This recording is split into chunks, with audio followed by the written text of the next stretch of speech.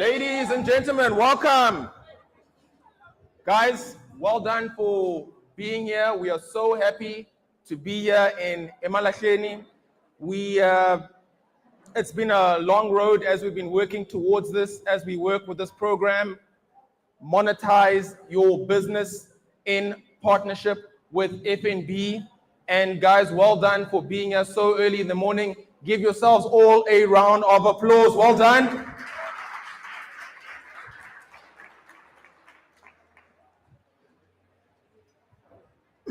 Now, I'll be your host for today. I am Papa Biz, and working together with my wife, Hetty, the entrepreneur, and we're very happy to be able to be here. We had actually meant and planned to be here next year, but there are some guardian angels that tapped on us to make sure that we got here far sooner. And before I go into anything further, I'd like to just please give a welcome to the stage as well. We are very, very privileged to be able to have the team of FNB here, and one of them saw fit to be able to come, and they will be doing the introduction. I hardly am ever able to see this individual, and she has made her time to be able to come here and address all of you, and we are very, very privileged. We'll be having Reshmi Tirbawan coming through. She is the area manager for the Mpumalanga region of FNB Business Banking. She believes innovation is the only way forward, and for a fourth time in 5 years, the innovation, financial, and lifestyle solutions have come out on top. South Africa's most valued brand, FNB. With over 2 decades of experience and a proven track record in the financial industry, she has been a catalyst in empowering countless individual families and businesses. Her philanthropic spirit affords her the insight of the struggles of our local communities, and she will always be behind unstoppable businesses like ourselves. Guys, please welcome and give a warm round of applause to Reshmi Tirbawan. Give a round of applause, everybody. Thank you. Use this mic. Use this one. Okay. Good morning, Emalahleni. Good morning. Thank you for being here today. It's exciting to see so many people. We value you and you are important to us. Sorry. So a warm welcome to all our entrepreneurs. Sorry. Technical difficulties. Welcome to our marketing team, and welcome to Letty and Papa from Monetise, with whom this event would not have been possible.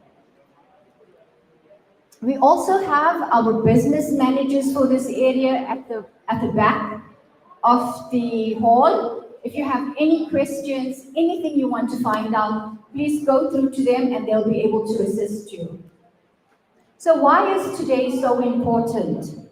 At FNB, we understand that small and medium enterprises are crucial and indispensable in their role in driving our economic growth and development in South Africa. You are often referred to as the backbone of our economy. You contribute significantly in terms of job creation, innovation, and overall prosperity. So what is your impact to our economy? You have contributed 87% to our total workforce. You have contributed 2.9 trillion. You have also contributed in the formal sector. In the informal sector, you have contributed 47 billion. Of that, 1.5 trillion is from our rural communities, township communities, and 139 billion from our rural communities. So please understand how important you are to South Africa, to FNB. As business owners, we understand how difficult it is for you to navigate during these challenging times. But the good news is that our economic environment creates an opportunity to turn ideas into enterprises, side hustles into successes, and passions into profit. One of the biggest constraints of our SME market is lack of financial resources to start, sustain, and grow your business. So we understand that. This is the key reason for the low survival rate of SMEs in South Africa. Most often than not, you have to rely on your own funding, and many times that is not sufficient. The Buy Local, Support Local theme for businesses is to emphasize how we as South Africans should support our local businesses as they thrive and need our support to grow and to expand. By using Buy Local and Support Local, we are driving consumers to our South African businesses and keeping it homegrown. I humbly request you today to please interact in today's session. Make as much notes as you can. Speak to those that can help you today. You have subject matter experts with you today. So let's get started and let's get the show on. Look forward to meeting many of you and interacting with you. Thank you.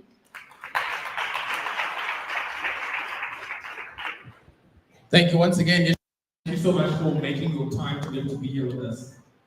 Okay, cool guys. So just to let you know, I am a bit of background. Okay, myself grew up in a place called Kimberley. One of my fellow Kimberley boys, yeah, wave. Thank you very much. Where we from? It was diamonds. That's so perfect. That's right. And went through a background in material science and on my lecture, Hated the Entrepreneur, please.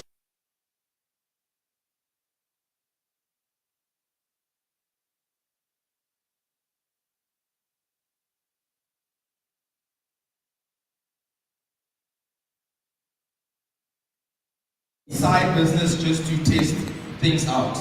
That business grew and grew to the point where she actually had to leave her place of work. She was the head of her department in a merchant bank, and a year later I had to leave my employment. I was the vice president at the bank that I was working, and we grew our business, and that business grew to become the fastest growing retail chain in South Africa, focused on African and traditional print. That business was called P&H Boutique. We grew the business, we won a lot of awards, we were on media, and life was great. Life was great, and then COVID hit. Now all of you entrepreneurs understand exactly what that means. We had to fight for our survival as a group while everything was going chaotic around us. At some point, we realized we had to change tact and pivot, and it was actually Hetty who started online, just teaching what we learned about business, how to monetize, how to grow a business, and it grew substantially from there. It grew from there to the point when even this year, FNB came and knocked on our door and said, "We've watched all of the videos on social media and online.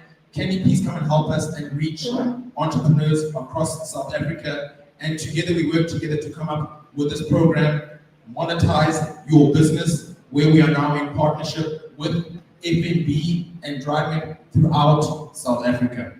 So we are very glad to finally be able to be here. This, I believe, is our 10th or 11th workshop, and we will be continuing next year again. So this, you guys are lucky because this is the last workshop we're having for this year.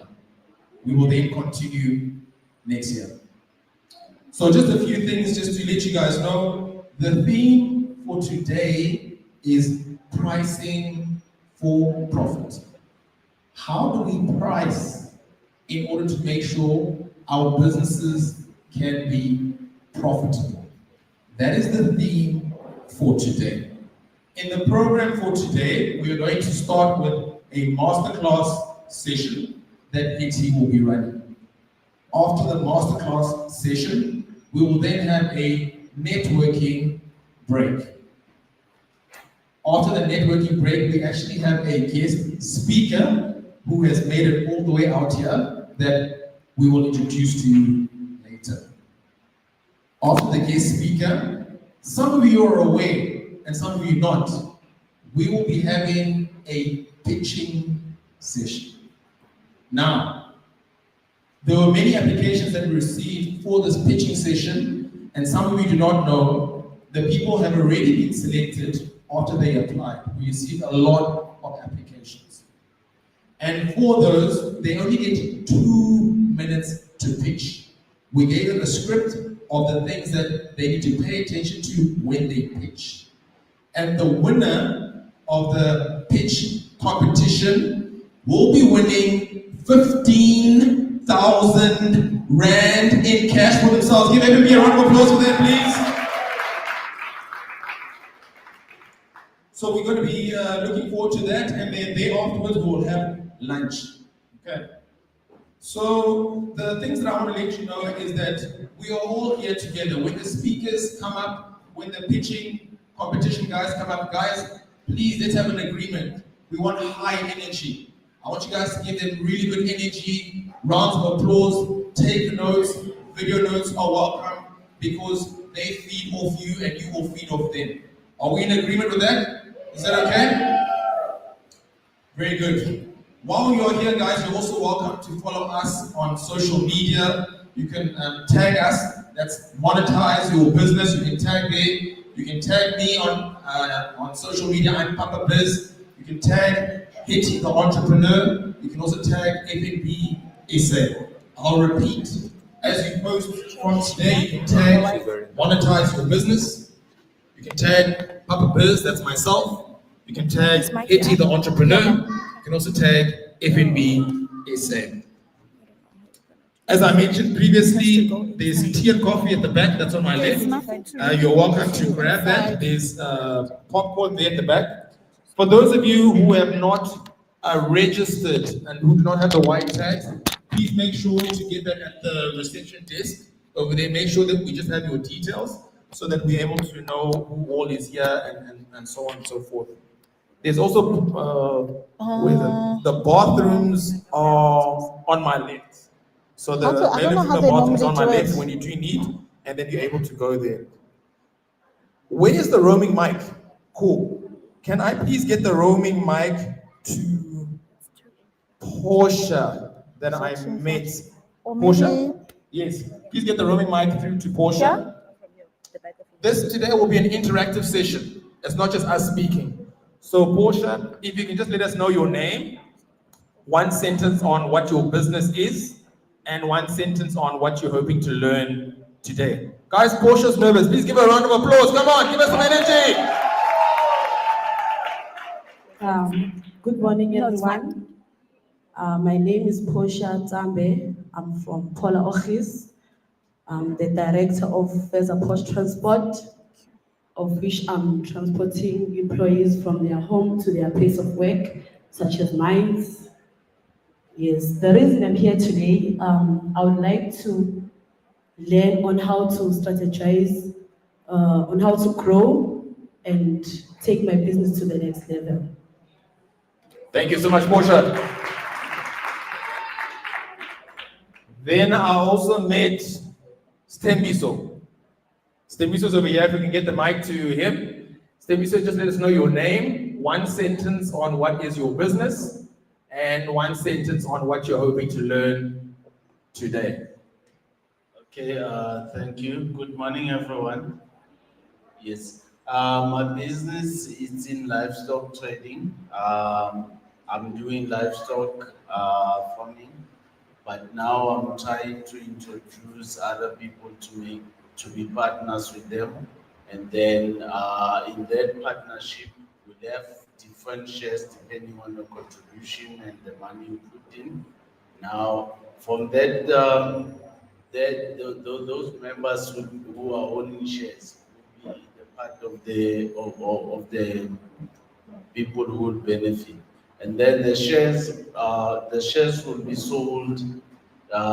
First priority will start from them, and then they can also be sold to other people around the farm. We are farming in a communal area. We have limited space. So what we're doing, we need to have target lines. We need to achieve much resources as quick as possible in a short time, because we don't know when will municipality come and decide to take the land. So what are you hoping to learn today? Today I want to see how we can grow our business using the lessons we learned today. Thank you so much. Then the last one, just for this moment, Naomi. Don't be shy now.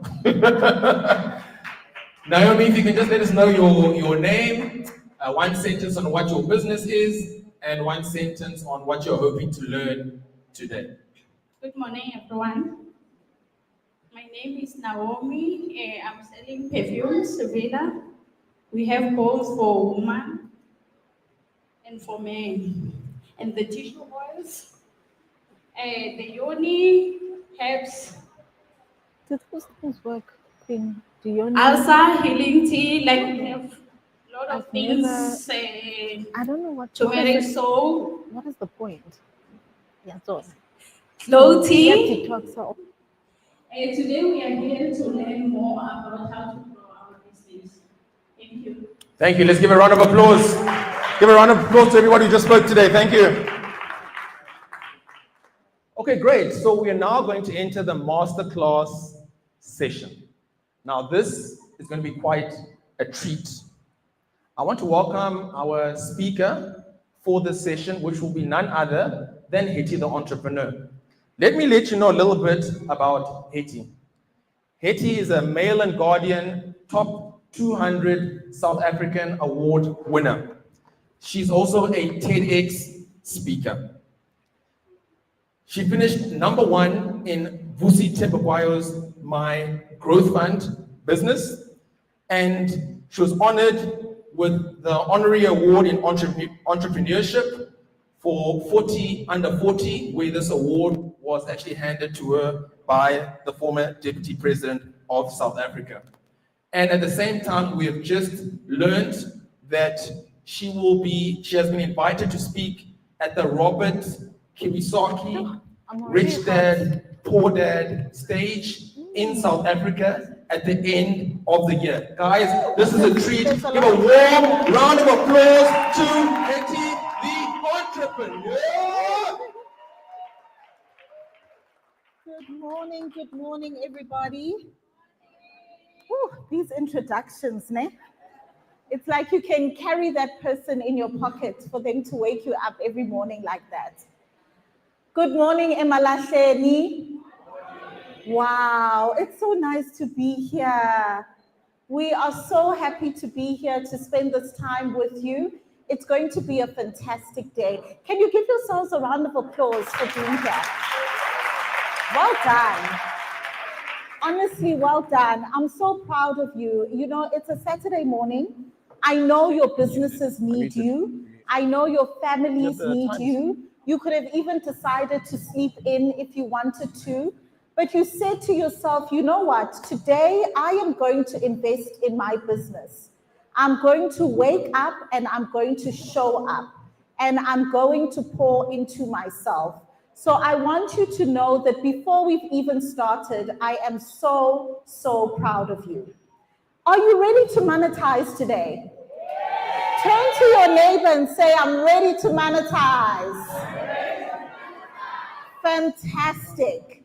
You know, today's conversation is an important one. Ne? We are talking about pricing for profit. And pricing is a major issue for a lot of us as business owners. So it's important for us to have this conversation. Throughout the session of this masterclass, and even later on when we have a fireside chat with Coach Nzwaki, we have a roaming mic.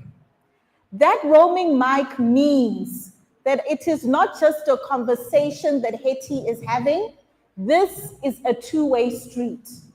If we talk about something and you're like, no, man, I need more clarity, or I need you to go deeper, or how does this impact my business? Raise your hand. Do not be shy.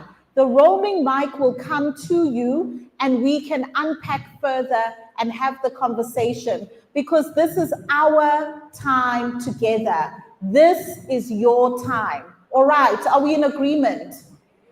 Good, excellent. So pricing for profit is an important conversation we need to have, because we work with a lot of entrepreneurs, and often at times, sometimes a person will say, you're Hetty. You know, I started my business. I was pricing very low because I didn't have clients. Nobody knew about my business. And so I thought, let me start with a low price, and then I can start, you know, getting some customers. And once I've got those customers, I can begin increasing my price. Now that I want to increase my price, they're complaining. But how? I said your price was this. Now, manje, why is it changing? And I don't know what to do. Others are saying, yo, Hetty, you know, I am offering a premium product and service.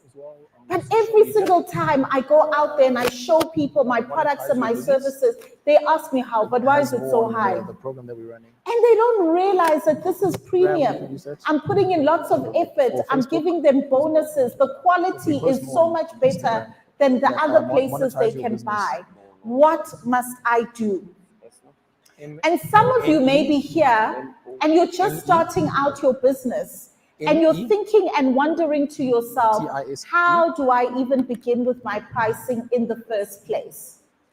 So no matter where you may fall in this, the whole purpose of our conversation today is to unpack these challenges so that we can get to the bottom of it. We want by the end of this workshop for you to feel empowered with regards to your pricing. All right. So I'm going to share, before we go deep into strategy, because we will go deep, but before we can walk, we must first crawl, right? So crawling means we must understand the basic fundamentals when it comes to pricing. And some of these things, they're obvious, but they're not so obvious. And sometimes we also need to be reminded, all right? So the very first thing, and please write down, take videos, do whatever you need to do, so that when you go back home and you are letting today marinate in your spirit, you can go back to your notes and remind yourself of what we have learned. Point number one is that you need to understand the value of your product or your service. Remember, there is a cost for you to make your product or your service, or for you to stock your product or your service. That is the one cost. The other cost is how other people perceive your product or your service. And those are two different things. Are we together? I once spoke to an entrepreneur who said to me, Hetty, there's this product, I go to Chinatown, I get it for 50 Rand. It's okay, great. So I want to sell it for 80 Rand. I said, okay, 30 Rand profit margin, not too bad. Then I asked, how much are other people selling this product in the marketplace? They're making so much money. They're selling it for 200, 250. So then I said, so if people are buying it for 200 and 250, it means that the market perception of the value of this product is higher than what you are willing to pay for it. You are looking and saying, you know what, it's only 50 Rand. So if I sell it for 80, at least I've made something. You have lost something there. You have lost the ability to understand the value of what you are offering. Do you know the value of what you are offering? Do you know what are the things that determine the value of what you are offering? Do you know that there are things you can buy cheaper in Pretoria CBD? You lift that very same thing. You don't change it, ne? You lift it, and then you go to Menlyn and you put it there and you can charge double the price. Has the product changed? No, it hasn't. What has changed? The perceived value of that product. So depending on location and depending on the market, you can be able to either charge higher or charge less. So when you are pricing your product, don't just look at the cost of getting the product at the factory from your supplier or making the product yourself. There is that cost, but there is also the perceived value. And if you miss it, that is when we get the problem of underpricing. Are we together? So it is important for us to start thinking to ourselves, what is the perceived value of my product? The other thing that we need to learn to do around this is you need to be able to tell other people about the value of your product. This thing of saying, no, my product sells itself, my work speaks for itself. Which work speaks for itself? Which one? You speak for yourself. You market your product. You are the chief marketing officer of your business. Nobody can sell your product better than you. I don't care how big or small you think you are.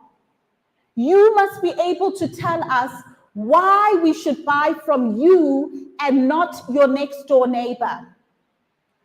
And if you cannot tell us about your business, you are just a well-kept secret. That's it. Who goes into business to be a secret?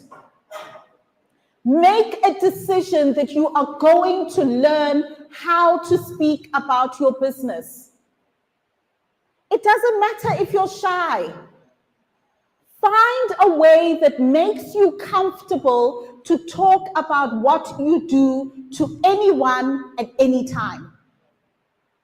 If you are standing in the line at ShopRite Checkers, you must be able to tell those people in the line about what you do. If you come today to monetize your business workshop, you must be able to say, you know what, I'm not leaving here until I have told at least 3 people about what I do. That is when you are operating as a sales agent and chief marketing officer of your business. If you cannot sell your own product, nobody will. And you know, in life, there are people where we buy from them because of the confidence they have in their business. They are so confident that you feel like, you know what, I trust this person. And sometimes people are buying because of your energy more than even the product itself. And once they've used the product and they've loved the product, then they convert and come back. So please, let us work around the confidence around our business. What makes what you are offering unique? Learn it. Practice in front of the mirror if you need to, until it becomes something that comes naturally to you. If I wake you up in the middle of the night at 2 o'clock in the morning and you say, hey, what is the unique selling proposition? What makes your business unique? You must be able to tell me immediately. Immediately. That is how much it must run through your system. The next thing you need to be able to do is you need to be able to understand your cost and your break-even analysis. Your cost and your break-even analysis. Often at times, what we will do is we will look at the cost of acquiring the product, whether we buy it somewhere, whether we get it in bulk from our supplier, or whether we are making the product ourselves, and we say that is the cost. And then we will say, so if the cost is 50 Rand, we say our cost is 50 Rand. Therefore, if I sell it for 100 Rand, I make 50 Rand. Are we together? That is how most people will calculate it. But here is where the problem comes in. Often at times, we do not factor in all of the actual costs that it takes for us to actually create our product and hand it over to our customer. So that 50 Rand is not really 50 Rand. You've got your cost to get your product and create it. You haven't calculated your petrol cost or your taxi cost to actually get there and get your product. You haven't calculated your electricity cost. You haven't calculated your packaging cost. Some of your products, they need to go into containers. They need to go into some kind of packaging. They need to go into a plastic bag. Maybe you've got delivery costs. You haven't calculated that. You haven't calculated how long do you spend on Instagram, TikTok, WhatsApp, wherever else to advertise your product. How much are you spending on airtime? You haven't calculated that. So what ends up happening is from that 50 Rand that you think is yours, 10 Rand goes to transport, 5 Rand goes to electricity, 6 Rand goes to airtime. Before you know it, hi bo, I'm selling at 10 Rand, kanjani? Why am I left with 10 Rand? Because you did not calculate all of the costs that are involved in actually producing this particular product. And then because you're trying to prove yourself, you even say to your customer, no, don't worry, I'll deliver for free. Deliver for free, Gupi. Deliver for free where? Deliver for free, Nko. So we have to make sure that we calculate all of our costs. Because what ends up happening is you find yourself working hard, but at the end of the day, you are tired and you don't see where your money has gone. And it is demotivating.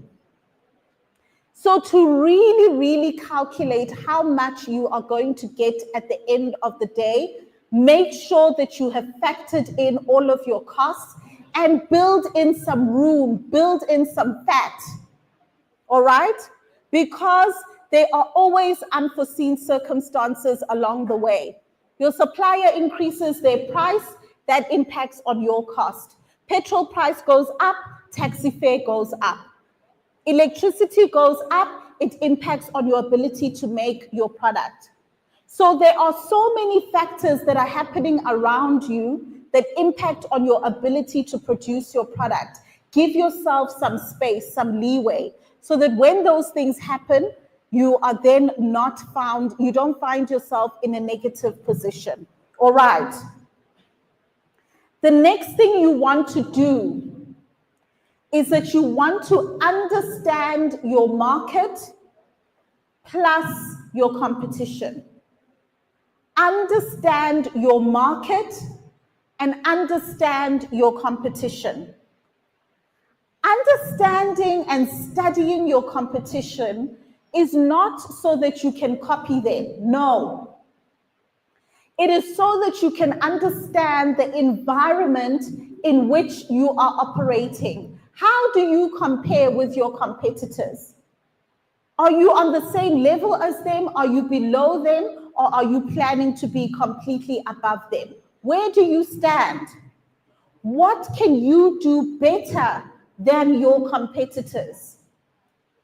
Where is there an area that they have overlooked that you can go and fill in the gap?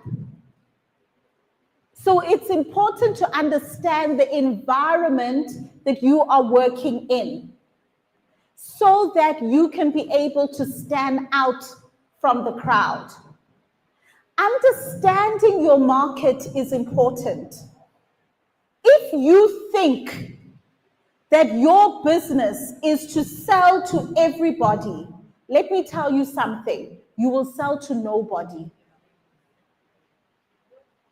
Yes, I needed to marinate because I'm being very serious now. If you think you are going to sell to all 50 million South Africans, you are going to sell to nobody. You must know who you are selling to.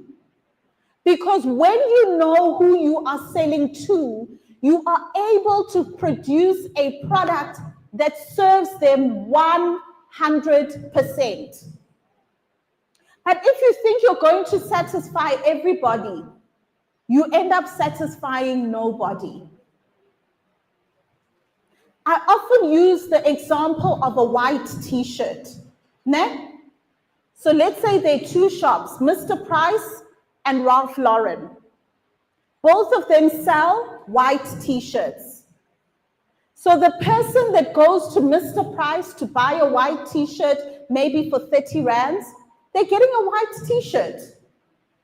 It's convenient, it's affordable, they're able to wear it, and off they go about their day. The person that goes to Ralph Lauren to buy a t-shirt is not just buying a t-shirt.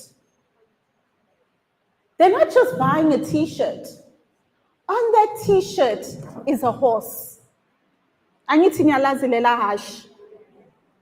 There's a horse. When that person enters a room and people see that horse, it is already communicating a message. I've arrived. I'm successful. I can afford. Nani, you treat them differently than lo ogoge t-shirt yase Mr. Price, be honest. Because they are showing up differently. So did they both just buy a white t-shirt? No. Mr. Price understands that they are selling affordability and they are selling convenience. Ralph Lauren knows that they are selling status and they are selling a message. So my question therefore to you is, what are you selling? Are you really selling hair food? Or are you selling confidence in someone being able to restore their hairline?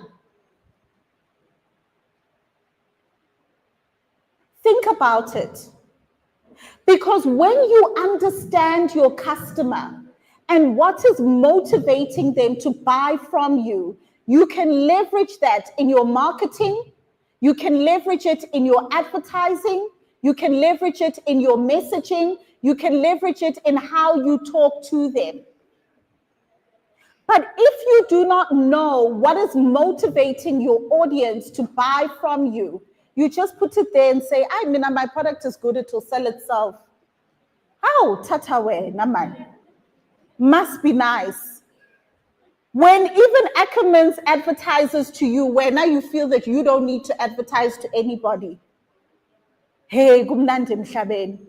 Guys, we must learn to understand our market and we must learn to understand how to sell to that particular market. We are not trying to sell to everybody. We are trying to sell to the right people who see value in what we are selling and can afford what we are selling. Note that I am saying not everything has to be high priced.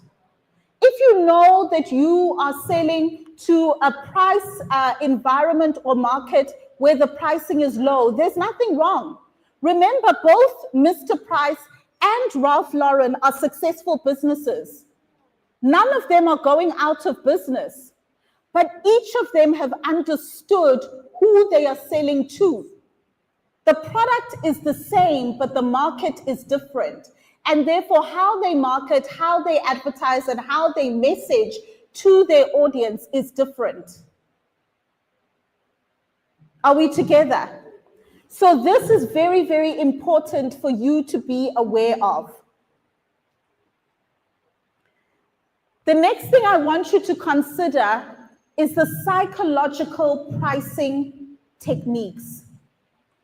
Buying and selling is psychology, my friends. Buying and selling is psychology. All of us make purchases from an emotional standpoint. If your boyfriend breaks up with you, I promise you, you're going to buy useless things that you don't need, and then you regret it later. If you go grocery shopping and you're hungry, you're going to fill the cart with things you don't eat, with things you don't even need, because it's now your stomach speaking. So you need to understand the psychology of buying and selling so that you can appeal to that psychology. If you look at the insurance industry, they are so good with that. They have understood, especially those with funeral policies. Hey guys, they keep reminding you that you're going to die. They keep reminding you that time is running out and you don't want to leave your loved ones with a burden. Do you know what's interesting? You die once, ne? Mara, some of you have 10 funeral policies. But you die only once. Why do you need 10 of them? Because that psychology has been drained into us so much that we buy more than we need for one thing. That is the psychology of buying and selling. What is the psychology that applies to what you are selling? Because if you understand that psychology, you can use it in your pricing.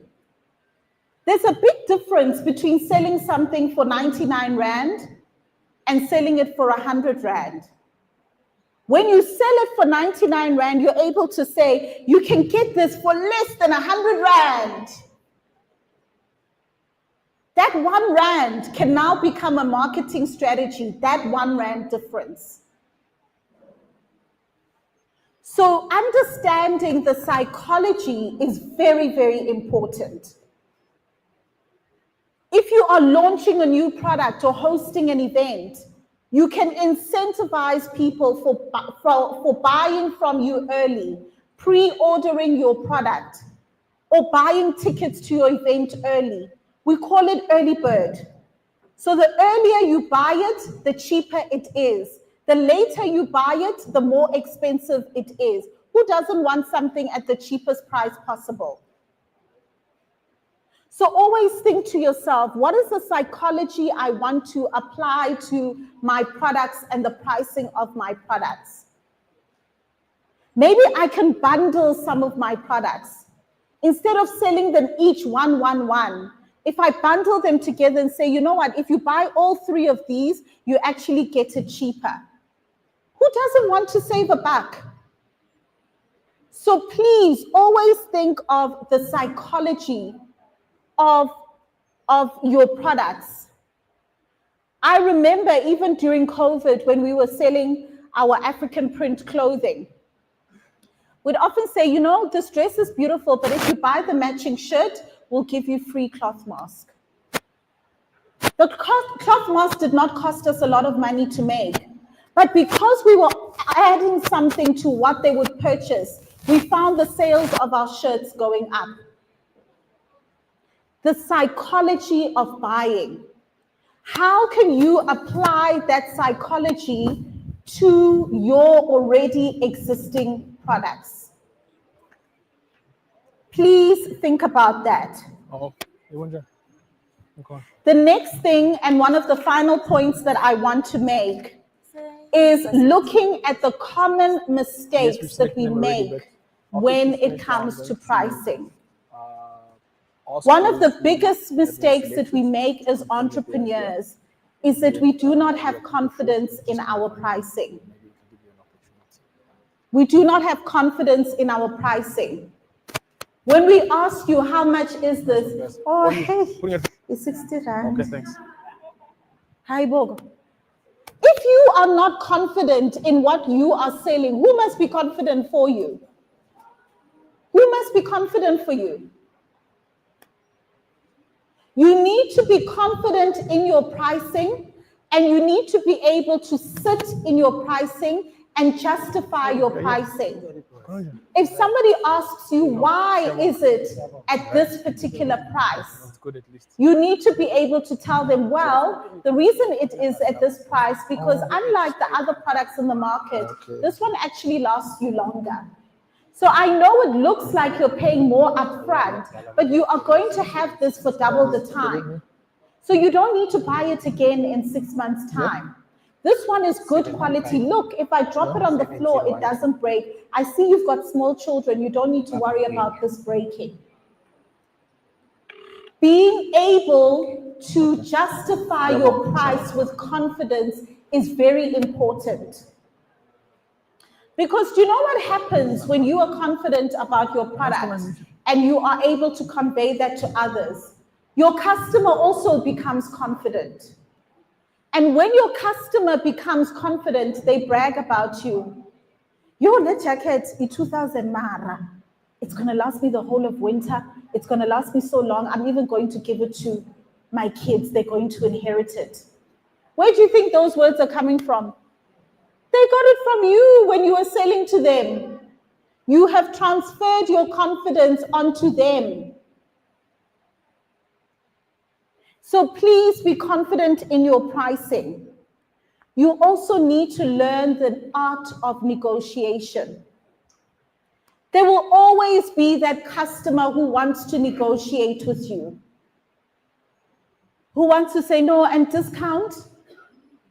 So have a set policy and strategy for when you give discount. You don't give discount in J&J. No, if you buy 2 or more, I can give you a discount. So now you are incentivizing them to buy more in order for you to be able to give them something. It's a two-way relationship. Learn the art of negotiation. And let me tell you something. It's not something that just comes easily to all of us. I know I'm saying it and it sounds easy, but it's not easy. That's why when you go home, I need you to practice. Practice. Practice in front of the mirror. Practice with your friend. Practice not dali wako uti. Baby, today we are not watching Muvango. We are going to practice the art of negotiation. Practice, let's role play. That's what you need to do. This is very, very important. Have a standard way that you respond to discount requests and things like that, so that it doesn't end up stressing you out. Am I making sense? You guys haven't asked any questions so far. Is there anybody that feels like there's a question that they would like to ask? Feel free to raise your hand and the roaming mic will come to you. We will dig a lot deeper into strategy as we go along. We will have a fireside chat with Coach Ntswaki where we will go a little bit deeper into strategy. If you're feeling shy now to ask a question, write your question down so that when we do the fireside chat and the mic is going around, we can be able to come to you and answer your question. How many of you are feeling like you're seeing a little bit of a light in the tunnel regarding your pricing? Okay, good. Because that is the important thing. You know, we've reached the time of the year where we are nearing festive. Black Friday is coming. Some of you might be having some sales. Festive season is coming. There's always festive sales. But it is also a time for us to reflect. The best time of the year to increase your pricing is starting off in the new year. You know that you're starting off the new year with your new pricing. So it's a good time of the year to go back and just review and say, am I pricing for the perceived value in the marketplace? Have I factored in all of my costs? Am I coming across confidently in my pricing? Am I selling to the right target audience? Or do I either need to change my pricing or change my audience? Am I myself confidently selling my products and services? Am I utilizing every opportunity that exists for me to tell people about my business? Or am I still operating from a place of being shy or imposter syndrome? Do I need help with that? And where can I seek that help? What are some of the psychological pricing techniques that I can use in my business? So these are some of the takeaways that I want you to start to think about as we begin to wrap up this masterclass session. And when you go home, especially with the notes you've taken, you can now be able to sit down and reflect upon some of these pointers. All right. And then when we come back with the fireside chat, we will continue the conversation. We will, of course, have a guest expert with us, and then we will be able to unpack further. Okay, so at this particular juncture, I want to thank you. I hope this was a good masterclass for you, and I'm going to hand back over to Papa Biz. Thank you.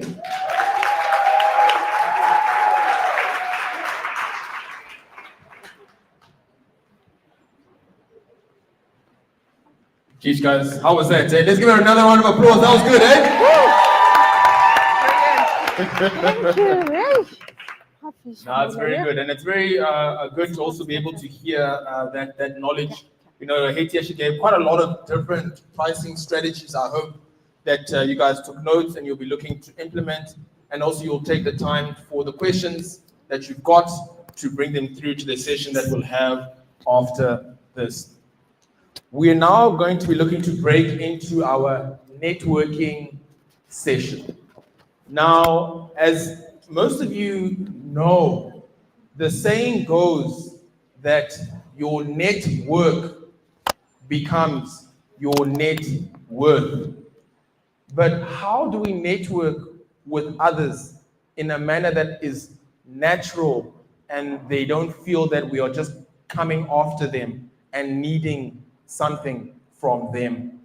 This is a key skill that we got to learn early on our entrepreneurship journey, that we learned from our mentors, Vusi Tembogwayo, Ian Fur, who owns the Sorbet Group. These are the lessons that they taught us in terms of how do we network outside of those that we know. We're going to encourage you guys today during the session to engage with the people around you, introduce yourselves, find out about their businesses as well, and perhaps there could be some opportunity for collaboration. You don't know. Now, let me train you on a skill that they taught us on how to network with others. And it's called how to talk to anybody, anytime. How to talk to anybody, anytime. Whenever you're in a setting, it can be like this or somewhere else. You with a group, you don't know the people that are there, but you'd like to get to know them. Perhaps that next person could be your next client, or they could link you to the next business deal that you need to change everything. Step number one, as you engage this individual, ask questions. Ask questions. It's a natural way to look to connect with the next person. Don't just walk up and start telling your whole story, and then after 10 minutes, they're looking for a way to bring in what their name is. Start just by asking questions. Okay. Then step number 2, find a connection. Find a connection as you're asking questions. Guys do this so well. You know how we find connection. What's the easiest way as guys we find connection?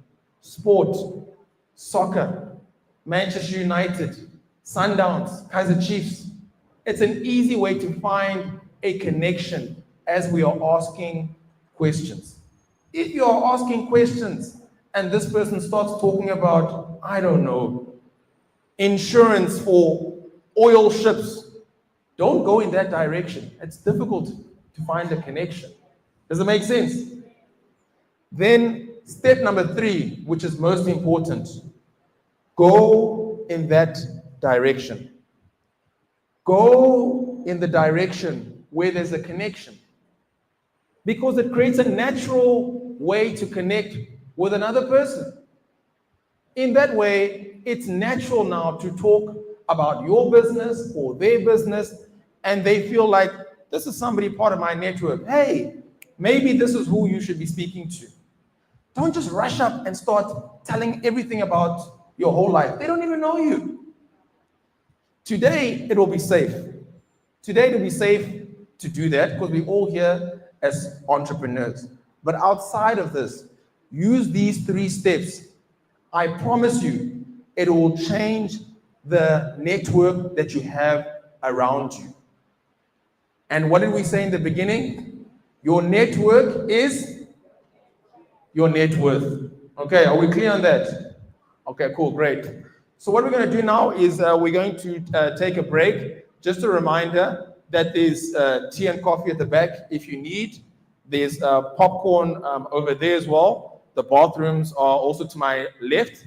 And guys, I want you to also understand something, because this happens a lot. I have brought you the money today. It's over there, the F&B table.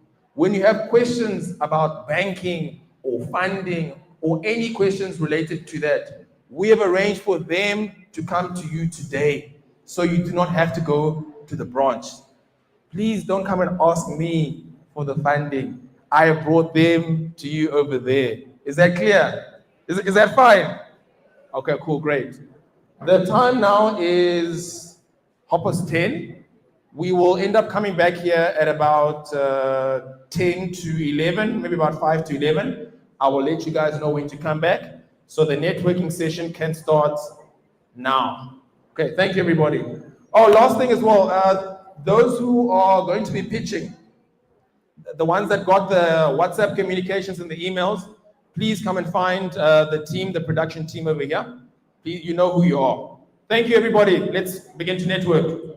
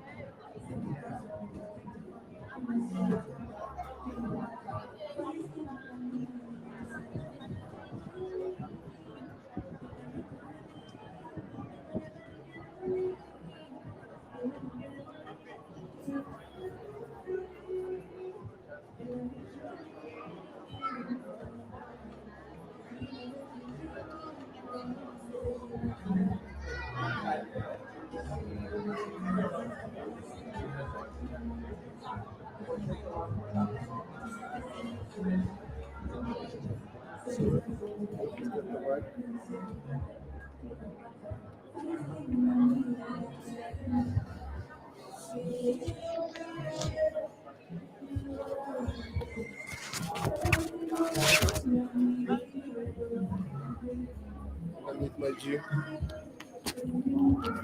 Good luck with your pitching too.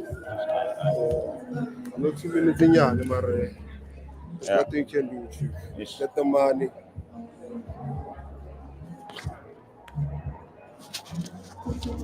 Is the pitching gonna be after here or later? Later on.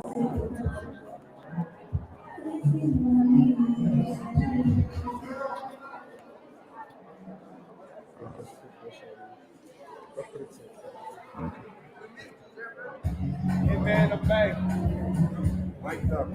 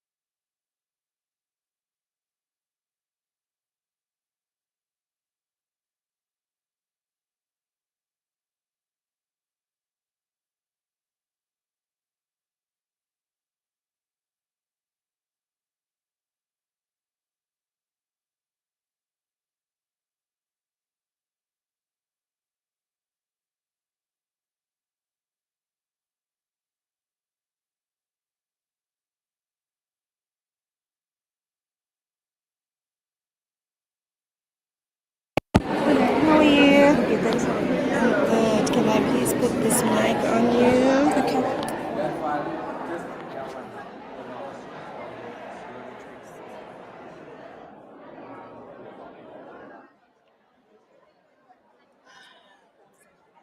Okay. How are you? I'm good, thanks. How are you? Good. Can you please just give me your name and your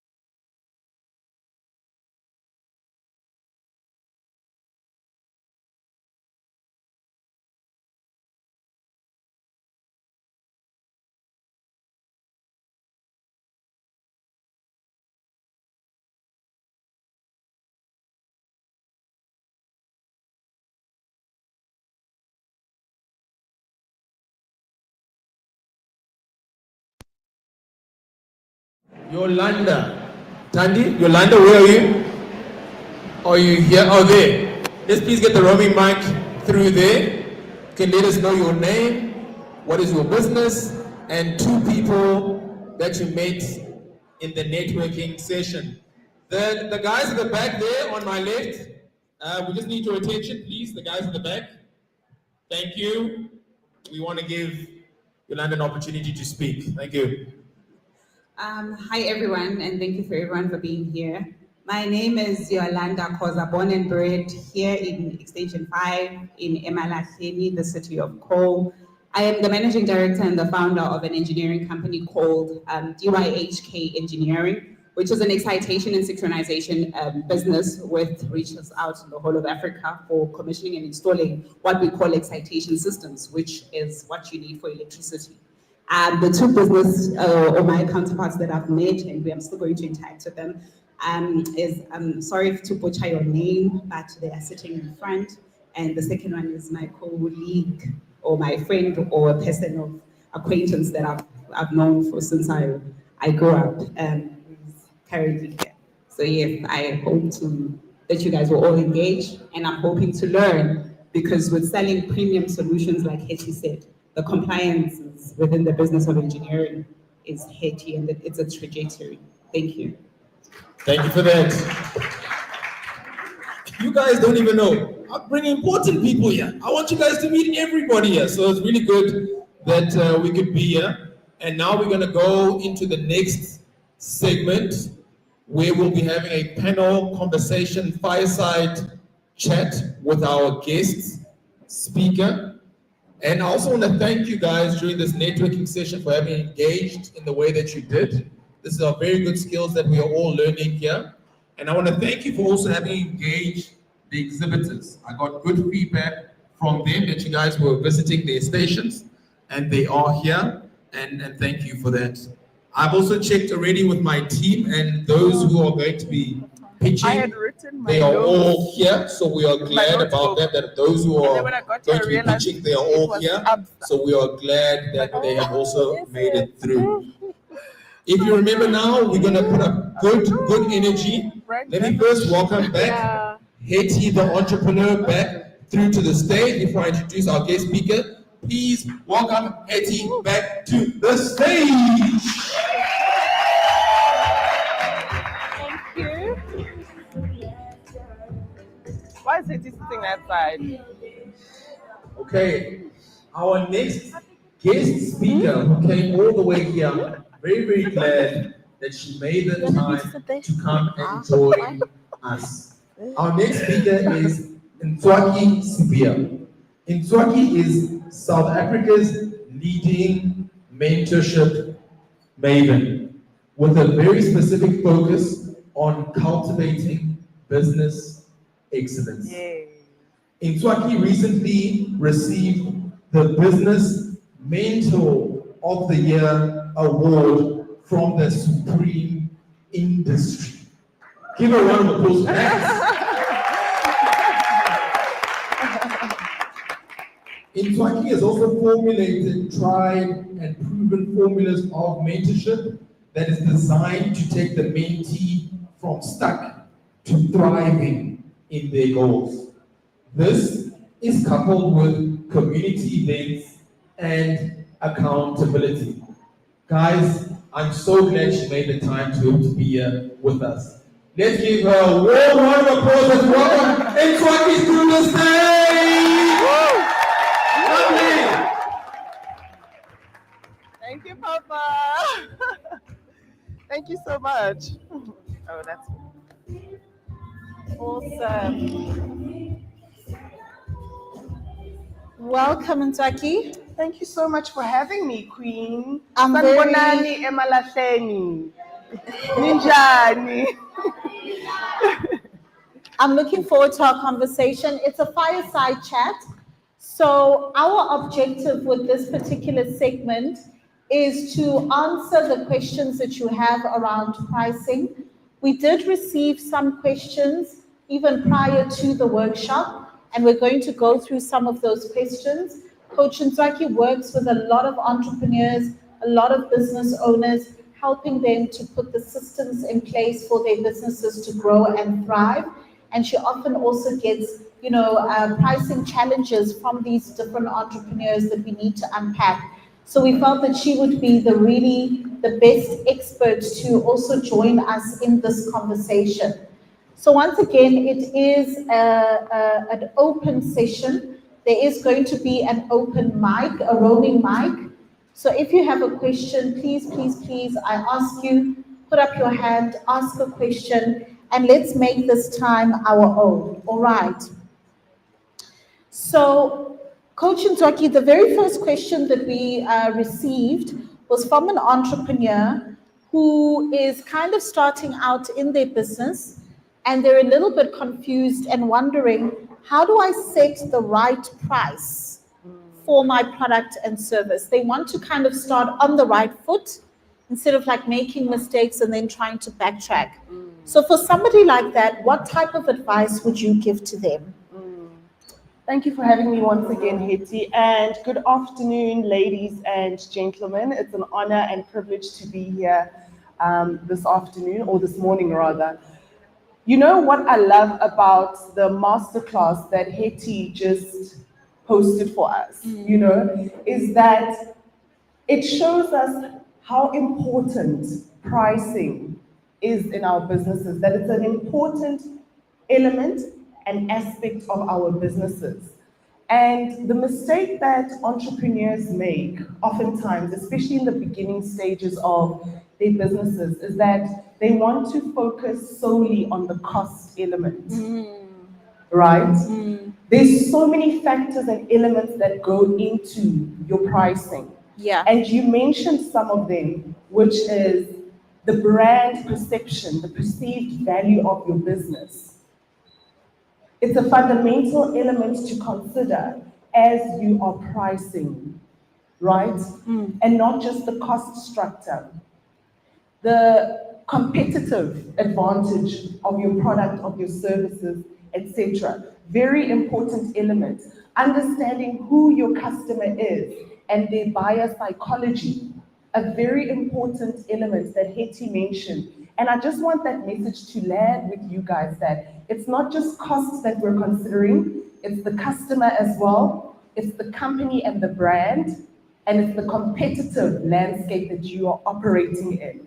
Yeah. And so once you understand all of these elements, you're then able to add a profit margin that speaks to the value of your product or services or what it is that you're offering.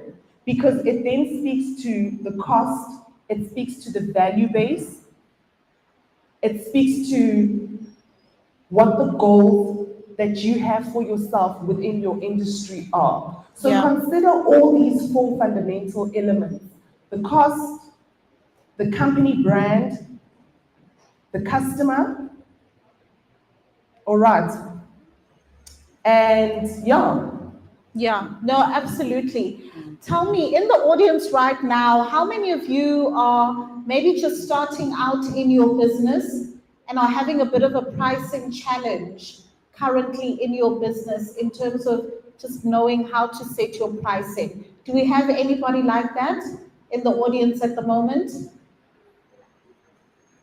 Who is having a general pricing challenge in their business, whether they are starting out or they are already established? Okay, I see there's a hand over there. Can we get the roaming mic over there, please? To the lady in black. Maybe you can just introduce yourself, tell us what your business is about and what your main pricing challenge is, and let's see how we can unpack further. Good day, everyone. My name is Iris, the founder and the director of Spiritual Monetise. My products and services, I'm doing agriculture, I'm producing vegetables, cabbage and spinach, and also agro-processing, where I process chili. So my challenge was, when I get a market, I went to a big market. So they asked me, Oguti, the products Why even expensive kangaka? Remember, number one, niyazigibela. Yeah. Number two, niyazitheleleka. And they compare me with the market, actually. Ukuthi emarket, le cabbage siyithola this amount, and wena why yakho expensive.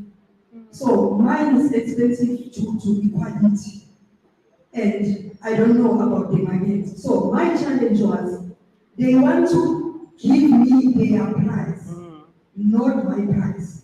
But I've won that battle because I said my price is dead, whether you take it or leave it. Yeah. So the challenge is, Masias your market or Sias your supply, they want to tell us how we sell our by money in one. Yeah. So that is the challenge in more, especially outside time.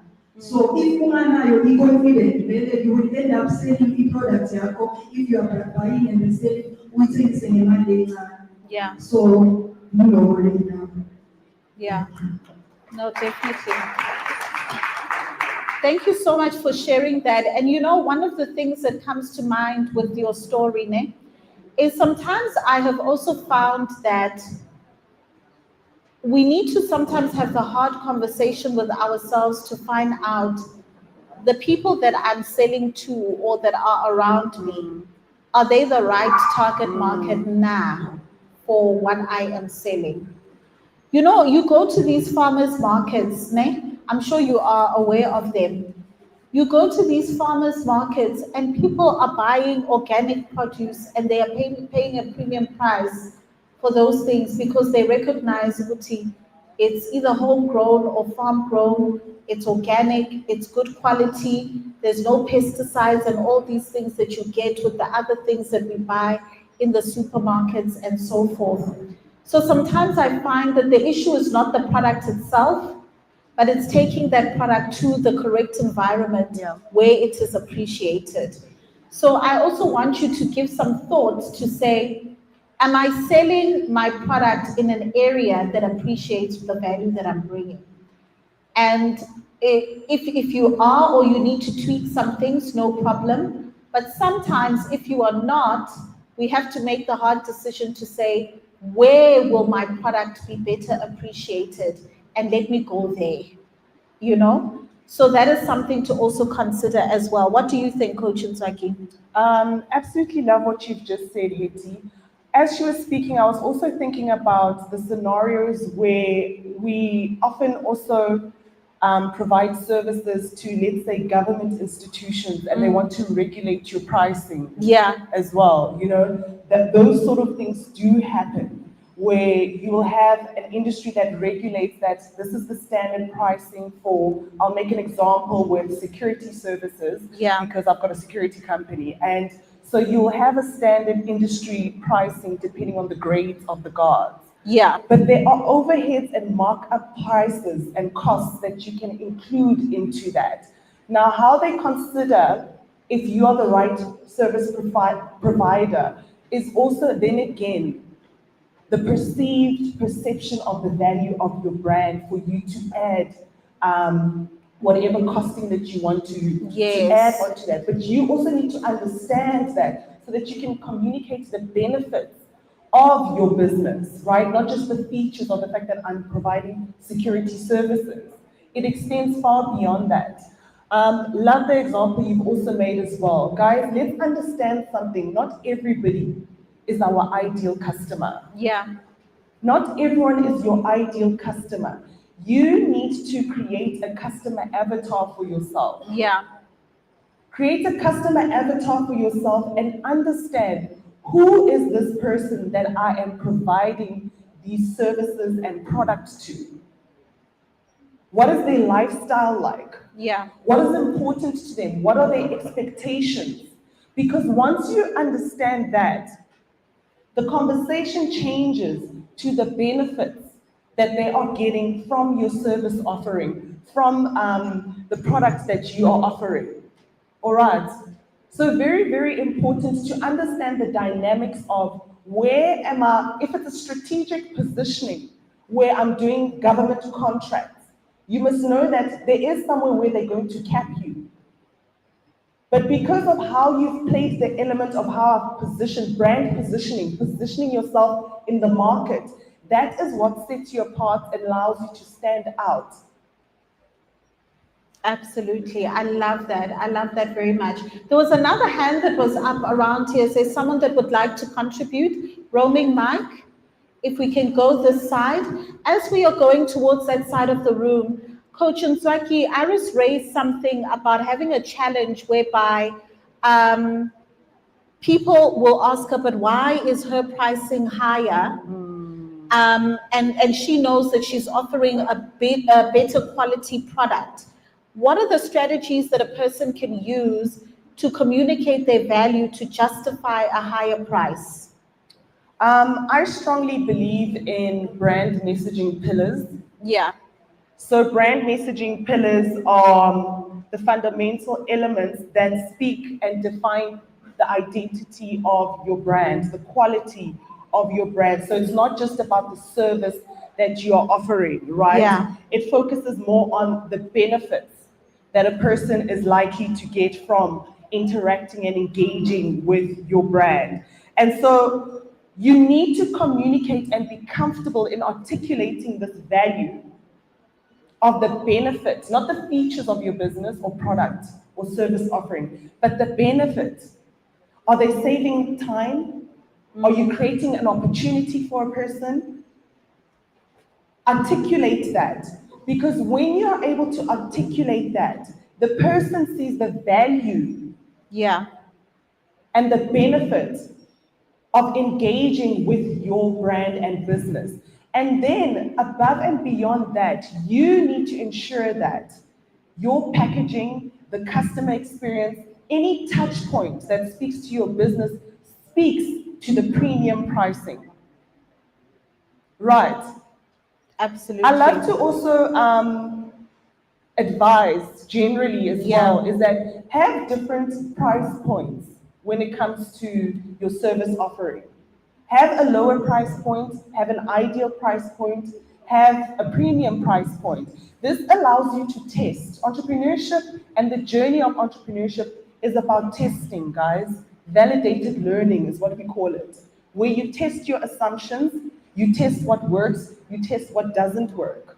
So have different price points because it also gives options for a person and it provides context, unlike just having one price. Absolutely. All right. Definitely. And please don't forget, you increase your price, you increase your value. Yeah. Ninga increase in J. You increase your price, you increase your value. I remember when we had a retail store and we were increasing our dresses from 550 to 950. It's like, yo, it seems like such a big jump. But then we'd say, no, you get your dress, but we include a belt and a doek. So it's a complete set. Oh, that's better because then I don't have to buy a separate belt and a separate doek. Ne? It's Yeah. And there we go. So you increase your price, you increase your value. Always bear that in mind. You don't increase the price and everything is the same as usual. People will run away and go somewhere else. Okay. All right, great. Let's get the next person. Please do introduce yourself. Let us know your name and the business that you are in as well. Afternoon. Afternoon. My name is Christina. Maybe my question will be out of the way a little bit. But I was having an order to order some linen. I end up giving them because I don't know. I didn't make a pricing and I'm not, my company is not registered under VAT. Okay. So when I make some, I find the product is they want 10 sheets, 10 theater dress. Okay. And 10 towels. And the blankets 10 also. So I make that order and I did submit it. And then after they told me that, because I'm not registered to VAT. Yeah. When I go back to the supply, they say, I said, me, I'm quite sure finish with it. Then the supplier said, they're taking 50% of that, and I don't have it. Then when I check, I can see that I'm not validated. So I end up giving the order. They said they're taking 15% off the price. Yes. For VAT. Yes. Okay, because they are a VAT registered business. Yes. Okay, okay, I see. And you felt that it's going to eat into your profits? Yes. Okay, all right. So I think, it's an interesting, it's a challenge, to be honest with you. As a small business, when we create some of these quotations and invoices for some of these companies, because they're VAT registered, they want us to build that into the pricing, etc. So it is very important from the very beginning to actually disclose and say to them, listen, I'm happy to provide the quotation. We are not a VAT registered business as yet. How do you want to proceed? Just lay your cards on the table from the very beginning. Don't be afraid. Because now that you've had this experience, you are now in a position of power. Some of these things, it's a learning lesson. Eh?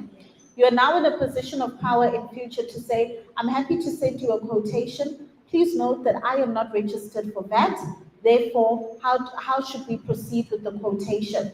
So that even before you start, you make sure that both of you are kind of starting on the same page.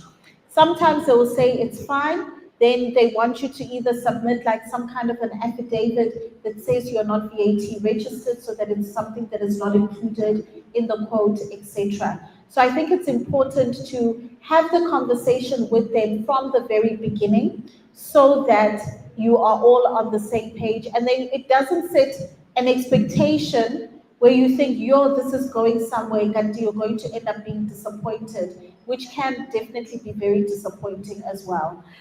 Coach Nzaki, with companies, especially small businesses, when we are giving quotations or potentially doing business with bigger companies that are VAT registered, but we are not VAT registered, do you have any tips for us in terms of that we could somehow navigate?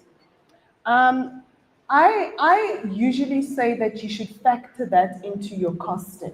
Okay. Do you understand? Factor that into your costing if you're going to be doing business with companies that are VAT registered.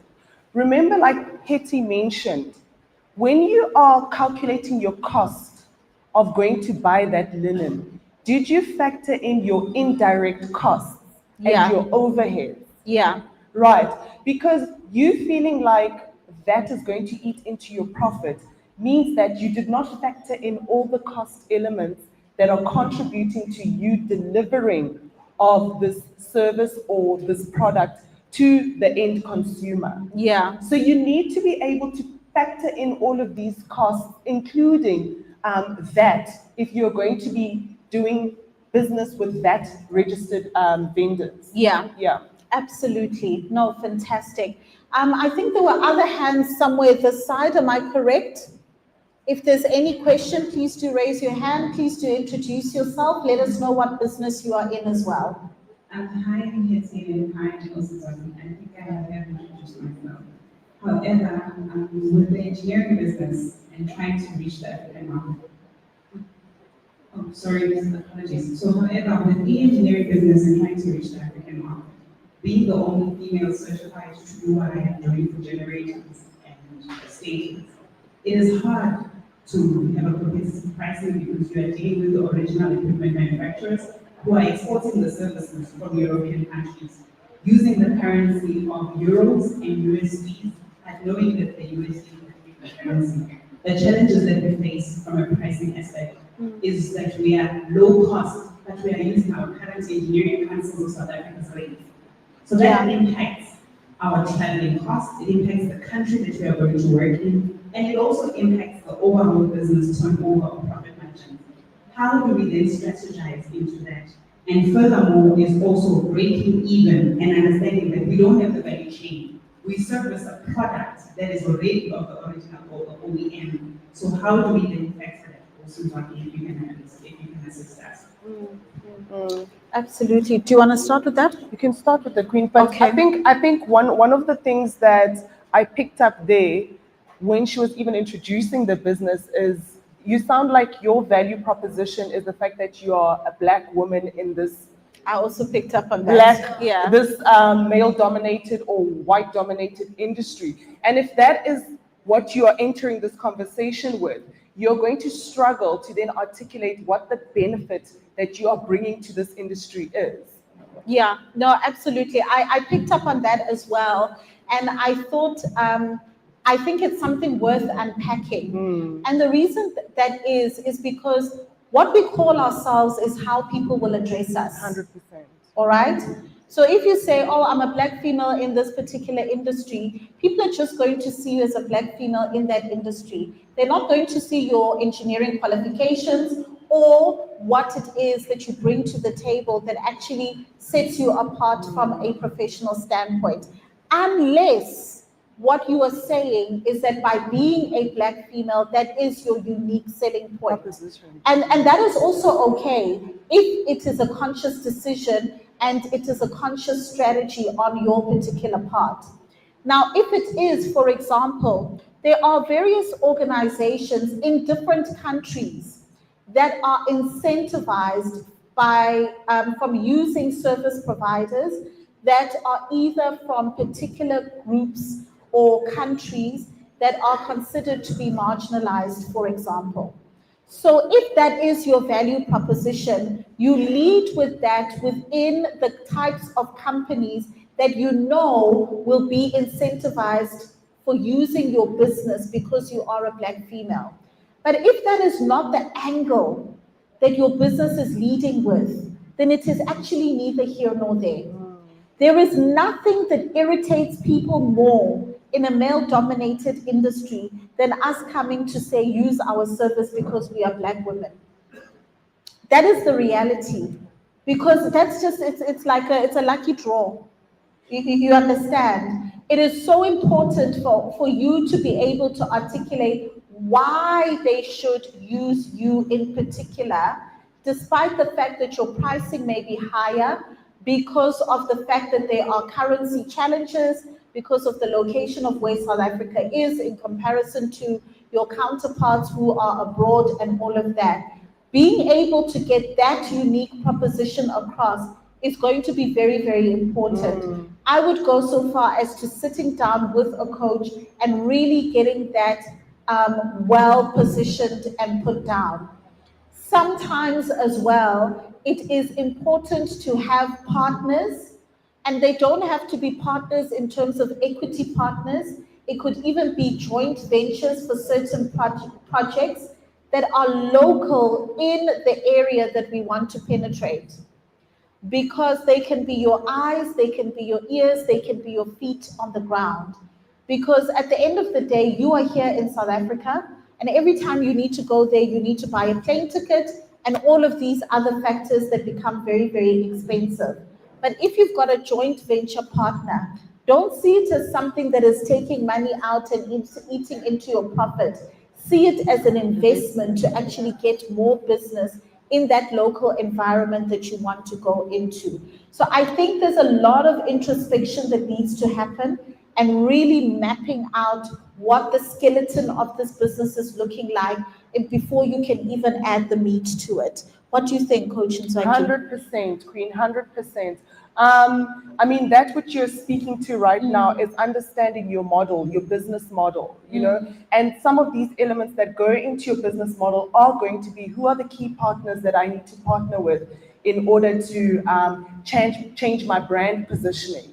So you leading with the fact that you are black, women-owned, etc., and not necessarily the fact that you use premium products that are imported, exported, that sort of is, there's a gap in your brand messaging, Queen. And if you have a gap in your brand messaging, it's not going to translate to whoever it is that you're trying to communicate the value and benefit of what you are offering, your service offering. So I would absolutely agree with Hetty in saying, see a coach, speak to somebody who's going to help you unpack your business model so that you clearly understand what is your value proposition, who your customer is, understand the people you need to partner with, the key resources that you require for this business model to work, etc. So a lot of unpacking needs to go into that one, all right? Yeah, I really recommend try and grab Coach Nswaki in our next networking session or towards the end after this fireside chat and see maybe how she can be able to assist you from a mentorship perspective. Okay. Okay. Do we have any other hand that is up? We've got another one over there. Please do feel free to mention your name and your business as well. Yebo. Ngiyabonga kakhulu ngokuzama ukuthi kuleka ngale ngoba isilimaze isikhathi eside. I've registered as a manufacturer of shampoo, but I've lost so many things on that manufacturer of shampoo. Yeah. I've lost on bags. I've lost on paying the people who are assisting me. I'm coming out there. I don't know what to say. Also, I'm a crisis. Yeah. Yeah. Uma ukululeka aba range partners wakho ngalezo zinto khona kana mkhani so into ezenze nayo ngijabula kakhulu amehlo ethu ayagezeka sifaka uma they can do many things but the price is too good just to buy a price. Yeah. Yeah. A lot of people make different things here. But was it good price you look at the issue? Yeah. Yeah. The longest 2 months I'm a small business. Kuna abantu abafuna ukuvela ezinye izinto bese bathi bakhona so I said they could do assist us in this forward. Yeah. So marketing everything. Kind of manufacturing. Siyabonga. Siyabonga kakhulu. And you know, it's important to remember ukuthi amaphutha ayayenzeka. Yeah. You know, in business we do make mistakes along the way and everything is a learning curve. I want to encourage each and every one of you in your business journey to say, if you make a mistake, don't build a house and live there. Sometimes we set up permanent residence in our mistakes.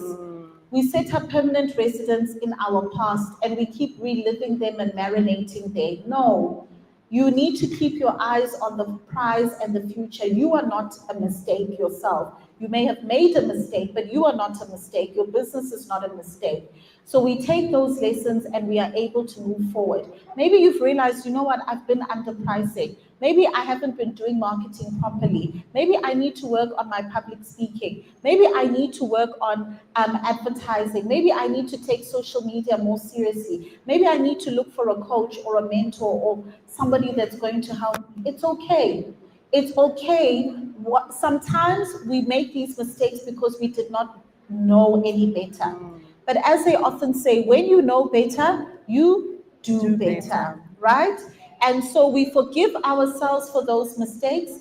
We take the lessons that we've learned, especially in these workshops, and then we are able to move forward.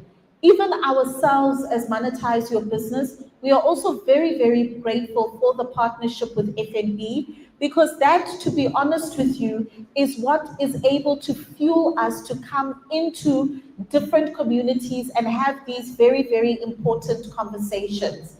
So please make sure we do have WhatsApp groups. If you're not in the WhatsApp group, just go to the registration table and say, I want to be in the WhatsApp group.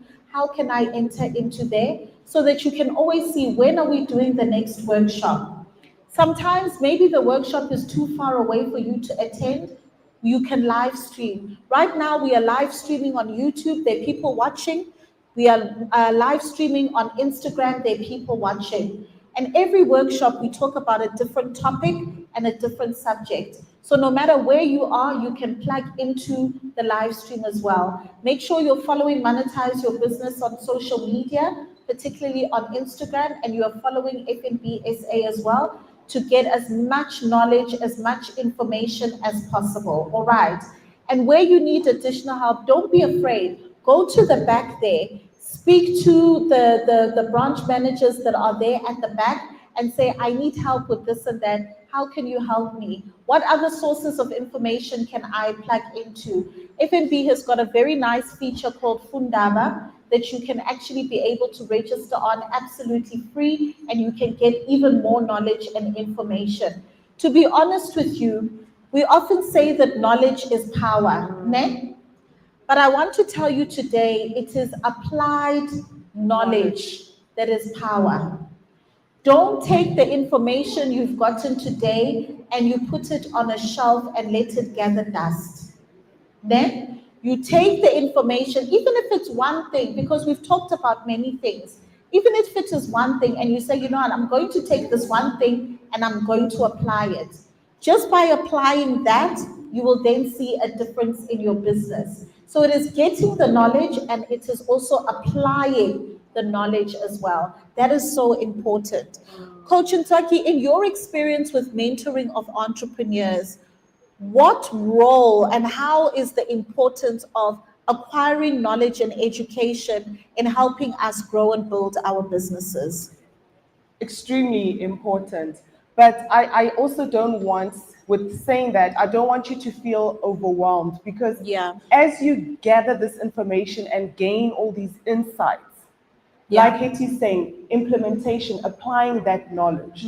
But I also want to just emphasize that, you know, sometimes things are not going to land at the same time for all of us. Yeah. We are all here today, we're present, we are hearing what is being said. But for some of us, this message that has been spoken today might land next year. Yeah. It might land 2 years from now as you grow in your business endeavors.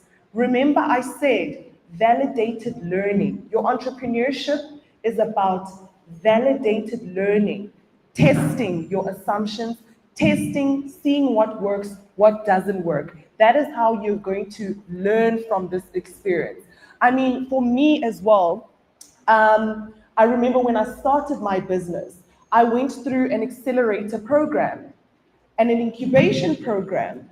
And literally everything that we learned in that program, it only sunk in for me 5 years into my business. So the key here is that everything you've noted down today, the notebooks, the video recordings, don't go home and forget about them or try and implement everything on Monday. Yeah. It hasn't marinated. It won't land.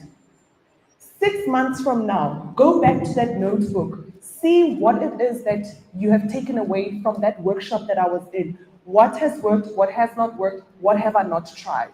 A year from now, go back to that notebook. I know sometimes we delete these messages because space.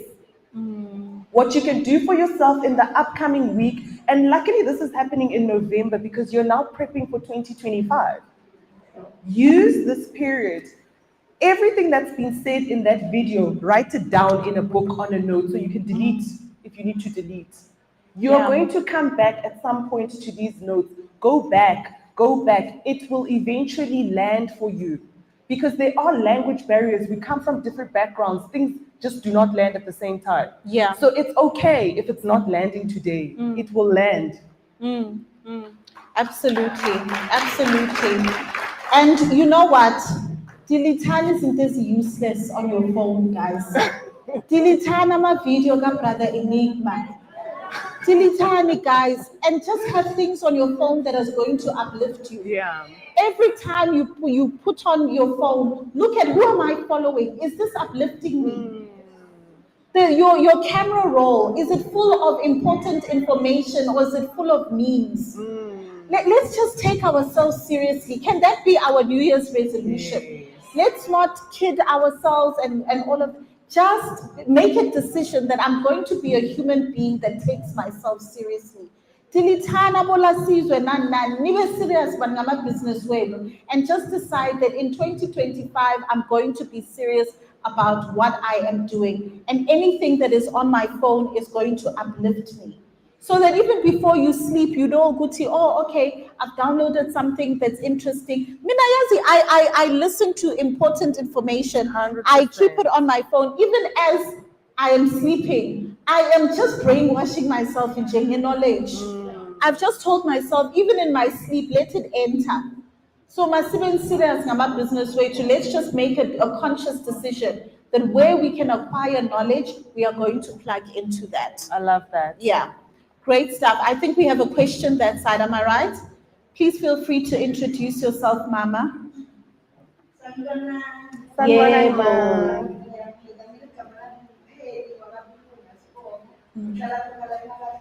Okay.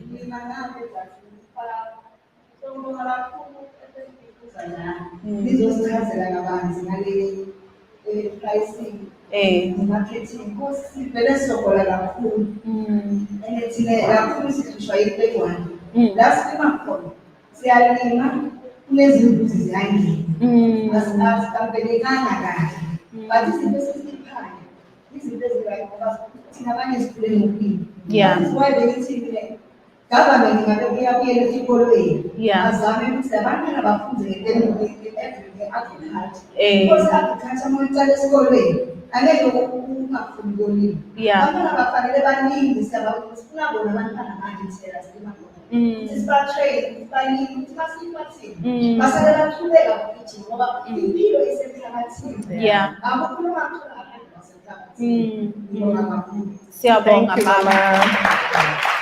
Siyabonga mama.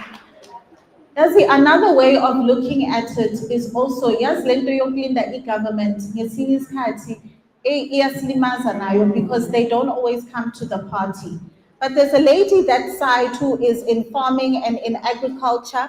There's Ilsa also who is, I think you said you're growing your own produce, etc. This is already a collaboration there because Umama is talking about being able to educate the young ones on how to be able to work the soil and work the ground in which we already have.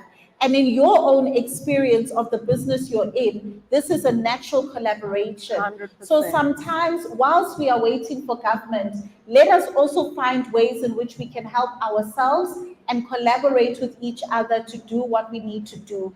So if you know you are in farming, if you know that you are in agriculture, if you know that you've got knowledge and information about that, please go to Umama and let us see collectively as a community what we can be able to do together. All right. And Zaza is in farming. You are also in farming, right? Look at that. So there's already, a network. By the end of this workshop, there's an ecosystem that we could have built. And we make sure to whatever else that we do individually, let's pull each other in and leverage each other's strengths, and we take it from there. Yeah. I love that, Queen. I love that you're also mentioning the power of collaboration because I think it's also an area that we struggle a lot with as Black entrepreneurs, to collaborate, to partner with people so that you're able to accelerate yourself to the next level. There is nothing wrong with partnering with people who are in the same industry as you. Yeah. But you need to understand the value that you bring and what your strengths are and how you can make a meaningful contribution to that partnership. Yeah. All right, so I love that you're mentioning collaboration, Queen. Absolutely. No, great stuff. I think we have another question that side. Please feel free. Good day, everyone. Good day. My name is Emalahleni. I'm sewing and I'm farming. Great. What I like to emphasize is that in this business, sometimes you've got friends, family, and neighbors. Like when you are sewing, maybe you are doing the alteration. That's when the problem of pricing comes. Yeah. You don't know how to price because you know these people. Yeah. And this thing is killing us because if you go to price high, these people is gonna say that you don't have a heart or you are poor. Yeah. You go to another one, and when the another one is far from them, even if we are poor, they will go to that person. Yeah. It's not the neighbor, it's not the family or a friend. How do you go about that? Because also in agriculture, when you sell maybe spinach or something, you can't price properly because maybe you're selling for neighbors or you're selling for friends. Yeah. How do we go about that? Yeah, yeah. You know, it is a challenge, ne, Coach Nzwaki. It's a very big challenge. I've experienced it myself. I remember in my retail business as well. In the beginning, it was friends and family that would come and buy. And of course, you know, people will say, okay, friend discount, family discount, yabon, and so forth. And what I also came to realize that you are only really in business when you are able to build a business that you are selling to people that do not know you, but see value in what you are offering. That is not to say we don't appreciate our friends and family, because of course we do, and we do want their support. But what your objective needs to be is to be able to grow your business beyond friends and family. Because if we so depend on friends and family, it is too risky of a business. And they're not going to need your product and service every single day. So you need to be able to expand beyond friends and family and so forth. Unfortunately, there is no real formula because it is a relationship that you also want to keep beyond business, because it's a relationship that extends beyond business. And that's why you need to build more relationships that are not dependent on friendship and family, that it's a pure business transaction. So instead of looking at how do I appease friends and family, I think let us reframe the question to say, how do I attract my ideal customer? And rather work on that. How do I attract my ideal customer? Because that is who I'm actually building my business for. I'm not building my business for umakhelwane. I'm trying to attract my ideal customer. Let's reframe the question, because when we reframe the question, then it means that we look at new strategies to attract the right people. Coach Nzwaki? Absolutely love that, Queen. Let me see what I can add to that, especially where expanding your perspective is concerned. Yeah. What is the objective of your business? Yeah. Surely you've got goals and objectives of where you want your business to be. Yeah. Yes, perhaps in the beginning stages, your strategy is to rely on friends and family as your customers. But they can't be your customers forever, as you're saying.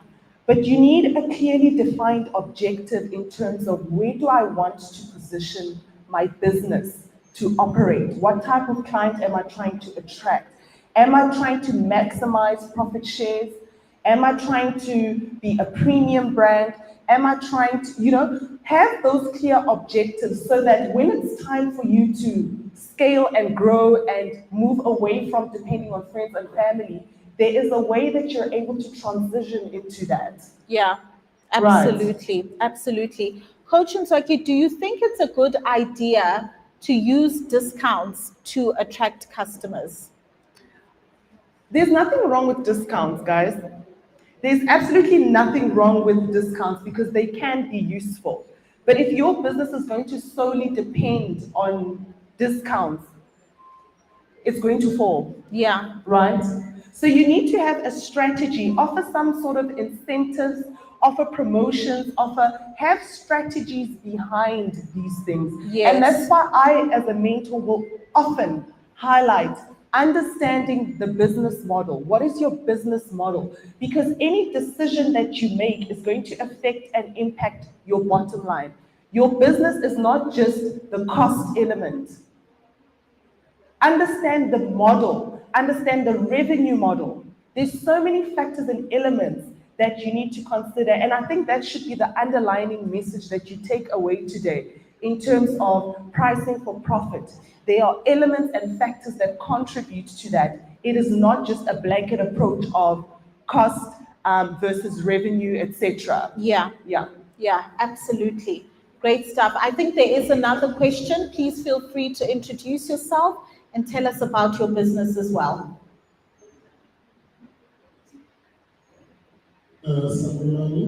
Yebo, siyaphila. So thank you so much for this opportunity and being here. I've learned a lot. Actually, you already answered the question that I wanted to ask regarding the discount. So I'm clear now.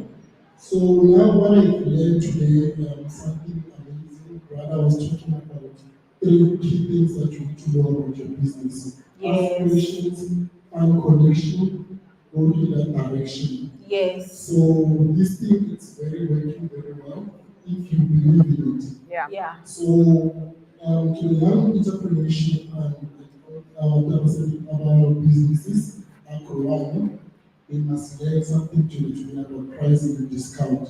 Because one thing for sure, so I want to let me just do the discount. Yeah.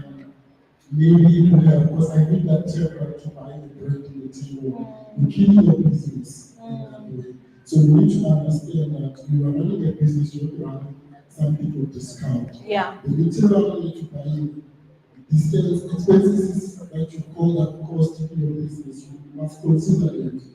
So as of taking here, I'm basically there for printing and branding and also do catering. So what I would like today is the opportunity that I can come up. What I want to do even next year, this such event and this summit, I want to go about and teaching the young people so that they will understand that in the way of getting to entrepreneurship. Yes. So now I want to know from you guys, how can you assist me to be in that plenty of growing some people and then doing some business something like this one so that they will understand about business. But I'm looking forward to teach more people, young people, especially into business. No, that's fantastic. Thank you so much. I'm really glad that you're getting value from this workshop. It really helps, when we get feedback to know what is working, etc. So we do appreciate that. You will notice that our media team is also doing interviews of people who've attended and who have learned something or are enjoying the sessions. So please feel free, approach them and say, I would like to do an interview. Because by so doing, when we post it on social media, people also get to know you and what you are doing as well. It gives you a lot more leverage. One of the things I'm going to recommend for you to do is for you to also chat to the guys at F&B at the back. I was having a conversation with them earlier today, and they were also telling me about the various other initiatives that they do, often at times with business owners as well. So you never know if this could be a space that you can also plug into and potentially be able to do training there, invite other people there. Remember, collaboration is the name of the game. Even for us to be able to have this workshop today, it's in partnership with FNB. Without them, we may not have been able to have the resources to be able to do it. So have a conversation with them because they are locally based here in Emalahleni, and they'll be able to tell you what different things are happening. You can go, you can observe, and see where you can potentially plug in and potentially get support as well. So that is what I would recommend for you. Okay. Can I just add to Yes, that? please do. Baba, so I think what is also important when you're looking for collaboration partners or you're trying to put yourself out there, you need to find an area where you're channeling your energy. Yeah. Because you're speaking about printing and branding, you're speaking about catering. And they are on two opposite spectrums. There's nothing wrong with having multi-businesses. But if you're going to speak to me as somebody you want to collaborate with, channel your energy somewhere and be clear in terms of where we're channeling this energy. Whatever principle that you may take, a business principle, you will then apply to the other business. So for example, I mentioned that I've got a security company, but that is not where I'm channeling my energies into. So my attention is not divided. I've been able to position that so that it runs on its own. But when I introduce myself and step into a room, I introduce myself as a business mentor. That also creates credibility, and not that you are a jack of all trades. Do you understand? So find your niche, find where you want to channel your energy and focus in on that. apply these principles into that so that you can then infuse it into these other areas or businesses that you want to explore. All right. Absolutely. That's a good point. Great stuff. I think we have another question. Yebo. Question with the encouragement as entrepreneurs in the field building. We encourage our team. Sometimes it's not about pricing. Yeah. We're not supporting each other, one another. Yes. Let's marketing socialize it.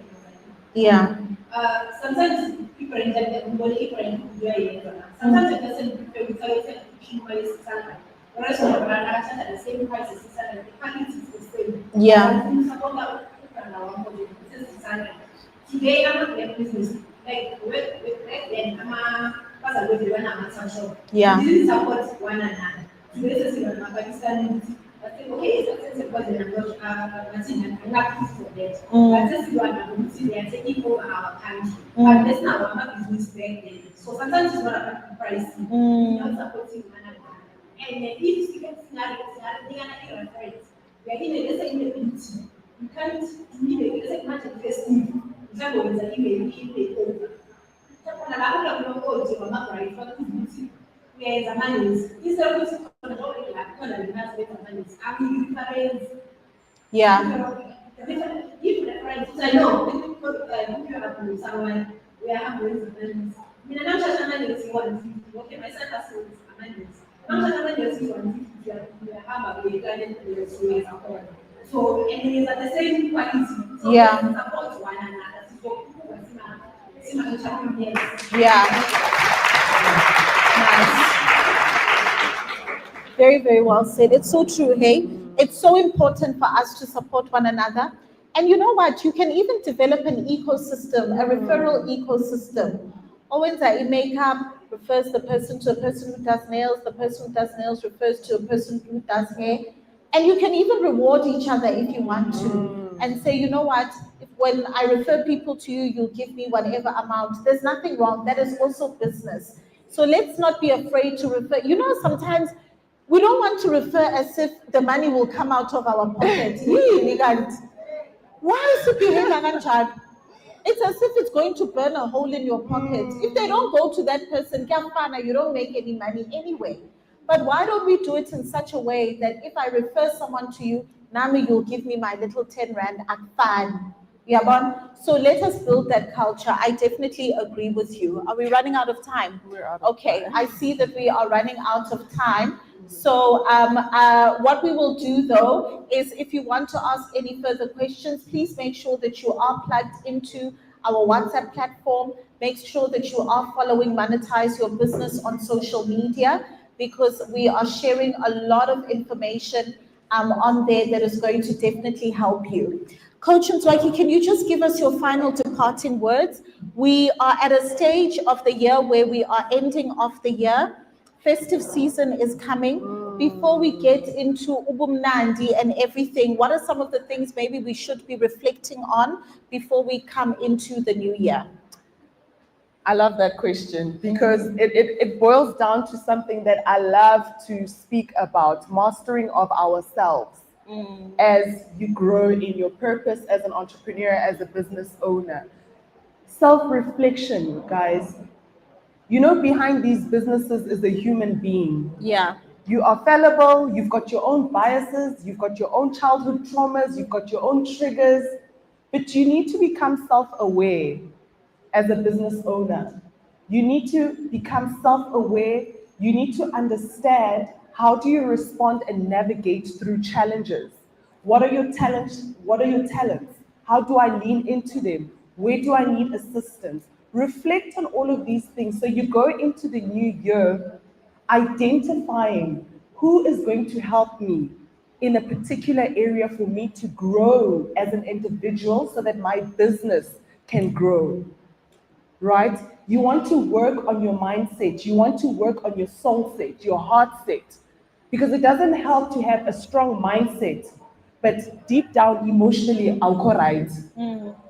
So all of these things contribute to how successful you are going to be as an entrepreneur, how you're going to navigate through all these challenges, because they are going to come. And so personal mastery becomes very important. The personal vision you have for yourself, your personal values, your personal purpose, the personal transformation you want to see on your entrepreneurial journey. Plug into those things. Have moments of stillness and silence so you can hear your own voice. And let Holy Spirit lead you in terms of who do I speak to next or what do I do next. The Holy Spirit is speaking, guys, but we're so busy, we're stressed, you are not hearing. Have moments of stillness so that you can hear your own voice. And then we can go into 2025 with a bang. Absolutely, Right? absolutely. I love that. Please do keep an eye out in December. There's a free resource that we are going to be distributing. It'll be in the WhatsApp platforms. It will also be on our social media. We've put together a workbook. You can take it, you can print it, you can do it on your phone, however you want to do it. But it allows you to reflect on the year that has been in your business. What worked, what did not work, what can you improve upon? And then it also helps you to set your goals for 2025. So over the December period, in between Umgruvo, Nanani, you can sit down and really go through that work, and so that you enter into 2025 feeling more confident about your business and the direction you're going. So please make sure that you do keep your eyes open and set out for that. It's an absolutely free resource. You can go through it and it's going to really help to empower you moving forward. All right. So at this juncture, we are going to then wrap up this fireside chat. Thank you all so much. Thank you for engaging. Thank you for asking questions. I know it's not always easy to ask questions and to contribute, but you have. And so I'm really, really pleased. And make sure, let's keep in touch, follow on social media, and then we take it from there. All right. Thank you all so much. Yeah, okay.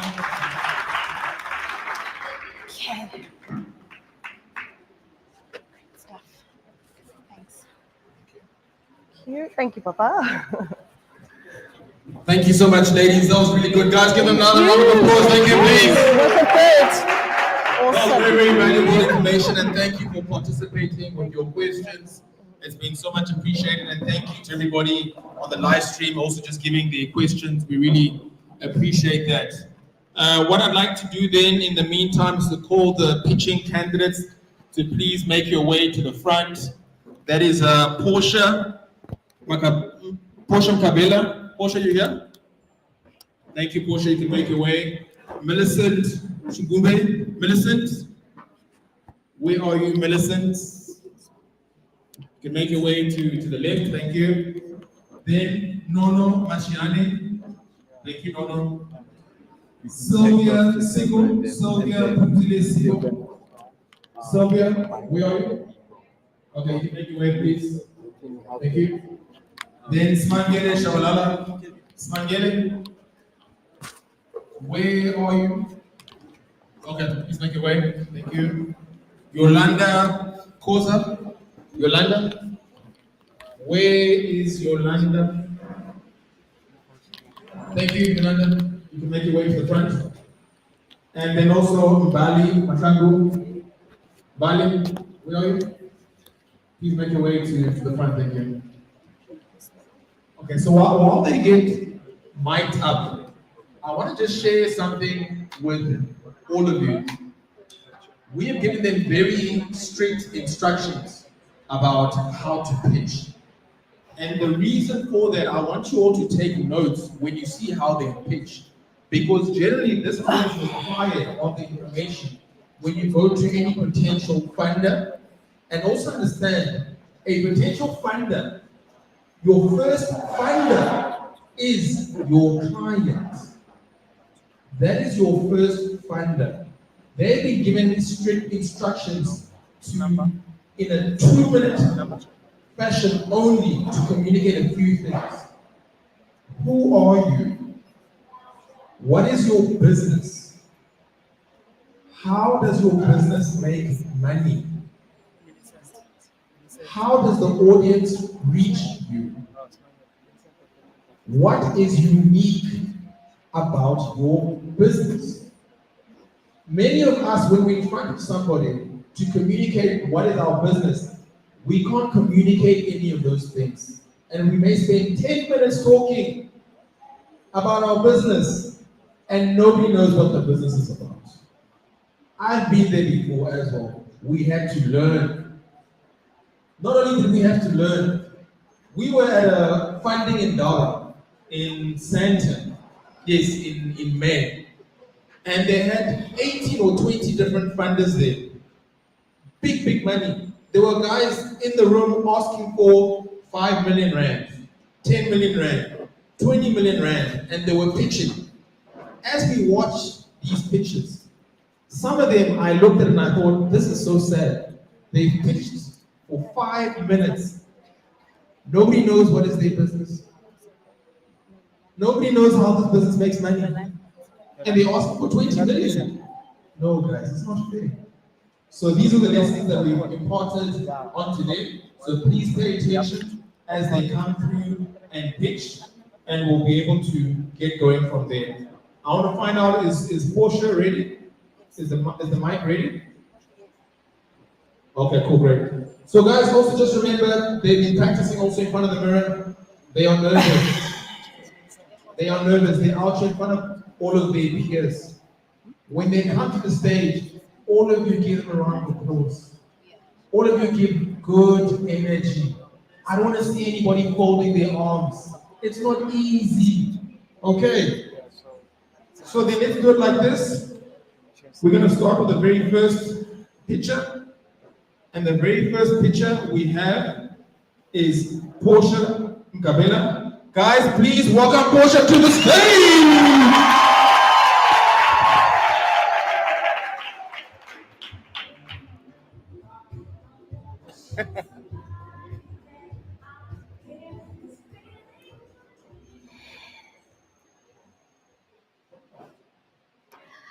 Hi everyone, thank you Hetty and F&B for having me.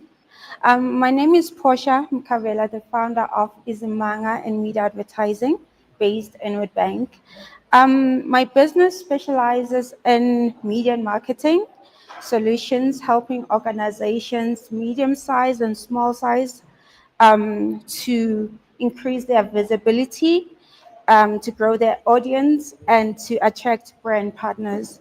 The problem we are solving is many local organizations struggle with effective marketing strategies and audience engagement. So we address this by creating customized campaigns and bridge the gap between their brand and the audience. The fourth question, how does the business make money? We generate money through social media management, through graphic design, advertising campaigns tailored to our clients' needs. Our unique selling point is understanding that local audiences and our ability to create relatable, culturally resonant campaigns that deliver measurable results. How do we plan on using the fund? We plan to use the fund to expand our team, to upgrade our equipment, and invest in advanced analytics tools to offer more impactful services. How can people find me? You can find me on our company's website as www.ismanga.co.za, or you can find us at Facebook on Ismanga Media and Advertising, and we're there and on Instagram as well at Ismanga Media and Advertising. Thank you.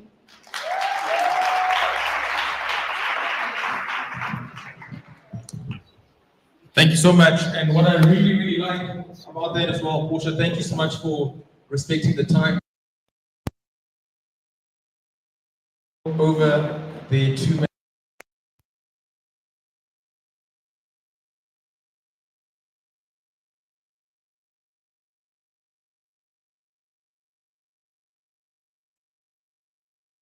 Is Nono Mashiani. Guys, please welcome Nono through to the stage. Hello, everyone. Good day. My name is Nono Mashiane. I am a shareholder in 013 Gin. It is a gin that is founded by a young entrepreneur from Emalahleni, Sandile Shabangu.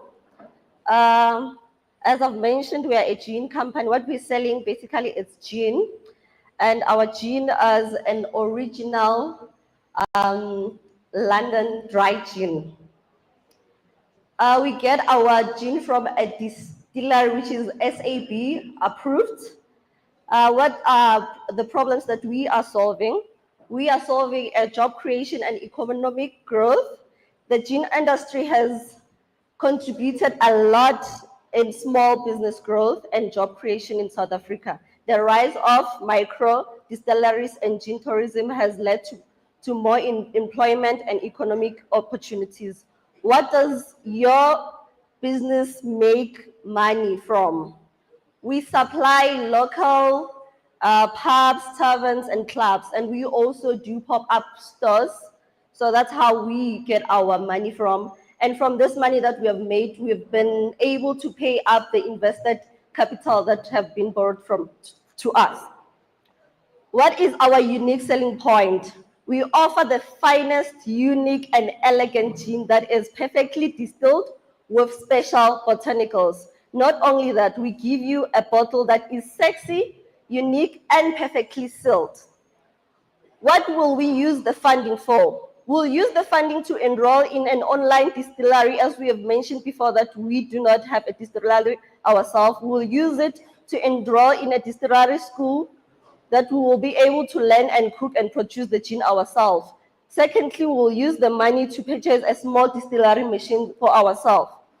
How can the audience reach us? You can get us through all social media platforms, Facebook, Instagram, Twitter, TikTok, WhatsApp, as ZOT/013Gin.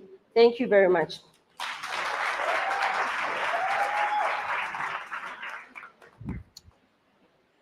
Thank you so much.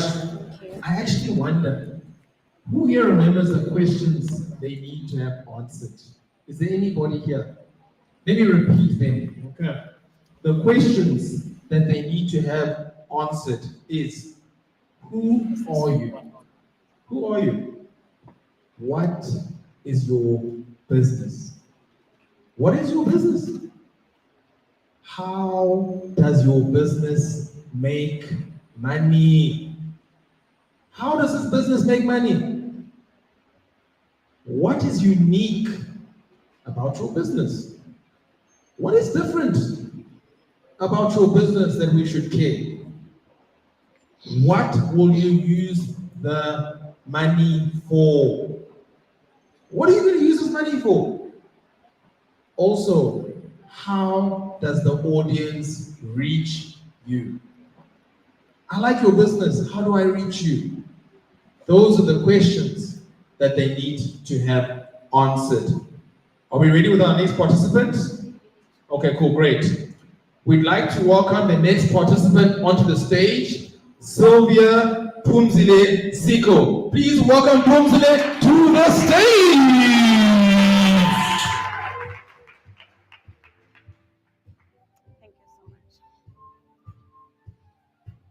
Hi everyone, my name is Pumzile and I am the owner and the creator of Pomeza 121 Pty Ltd. I am excited to be here today to showcase my natural handmade pot soap and dishwashing products. My passion is creating products that are both effective and environmentally friendly, and I am proud to offer high quality sustainable solution for every need. Our business generates value by selling high-quality detergent products to consumers. Throughout the region, we have established relationships with distributors and retailers, which enables us to sell our products at competitive prices while still maintaining a healthy product profit margin. Our customer-centric approach combined with our commitment to innovation. In the detergent industry, many consumers are looking for high-quality products that are both effective and environmentally friendly. To solve this problem, we provide range of products that are not only effective of cleaning variety or surfaces, but are also eco-friendly and free from harmful chemicals. And then as a leader in the detergent industry, I have built a successful business that supplies high quality products to customers through the region. My expertise in manufacturing and supplying detergent products has enabled me to identify and meet the needs of our customers. You can reach me via my business email, of which is meza121@gmail.com. And you can also find me on social media, where I regularly post updates about my products and company news. Feel free to WhatsApp me on 060-649-2570 and even invite me on WhatsApp. My name is Pumeza Detergent. Our unique selling point is our commitment to provide environmental friendly detergent products that are effective and safe for our both people and consumers. If I were to win this competition, I would use the prize money to expand my business operation and further differentiate ourselves in the market. Thank you.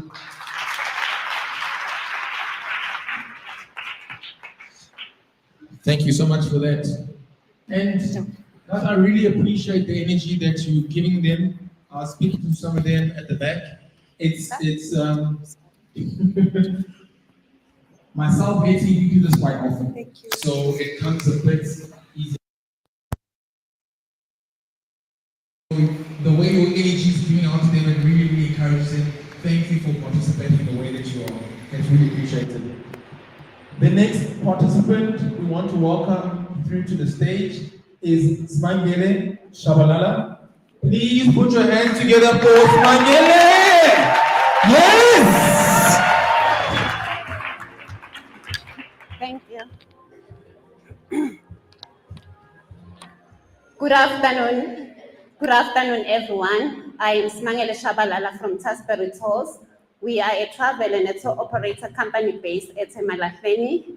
We have been in operation for more than a year, and our team consists of 4 people. We have worked with various government entities and private clients.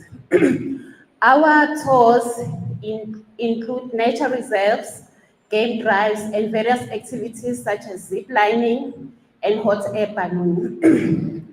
Many people are unable to travel throughout South Africa and even across the continent, and they have no access to natural wonders.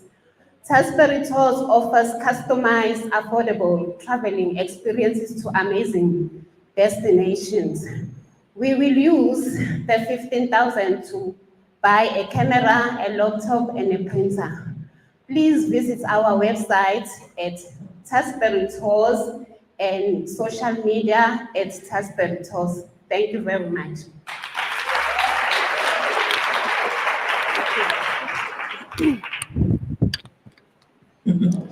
Thank you so much. You know, the first time I remember we were required to summarize what our... It took a long time to be...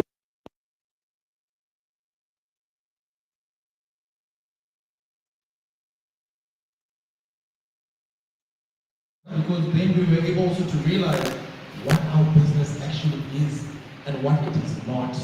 And it even helped us identify which of the clients we should be reaching out to and who are we wasting time with. It's such an important skill. So we thank all of them for showing us how it's meant to be done, and we're able to go through from there. Our next participant that we want to welcome through to the stage is Yolanda Koza. Guys, put your hands together!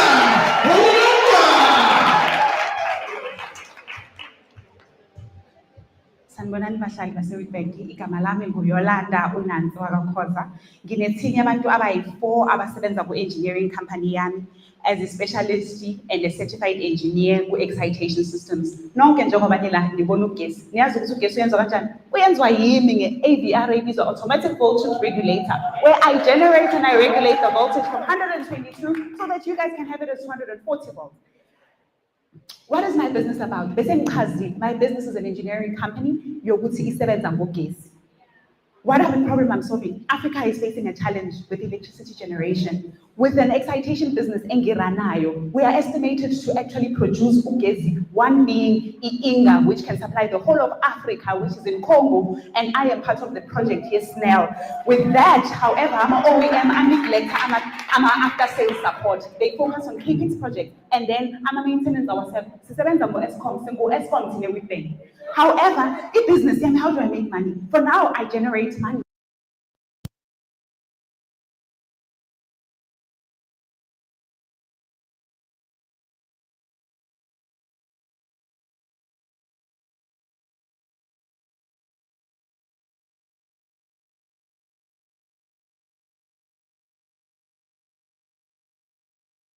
So our OEM expertise of local presence has set us apart. What will we use the funding for?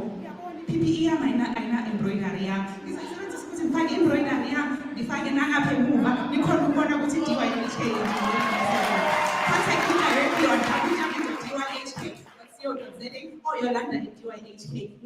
Izenzele website. So ufuna ukuthi ngizame ukuthi ngishintshe inyana ngifake ama-clients wami. Thank you.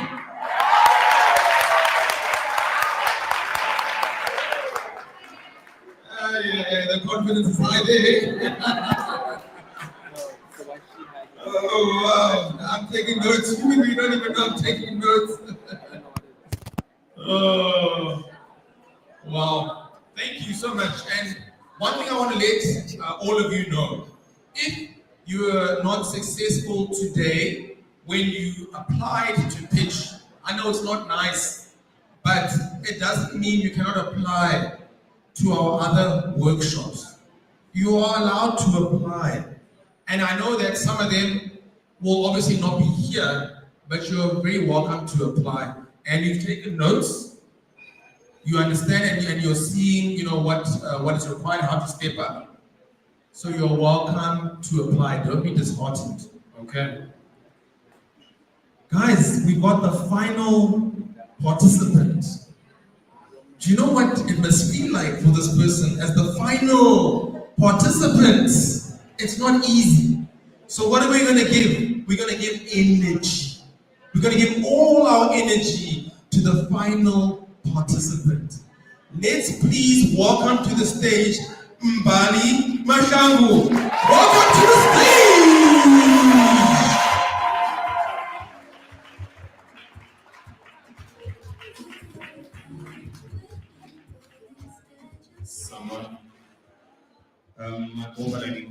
I'm 23.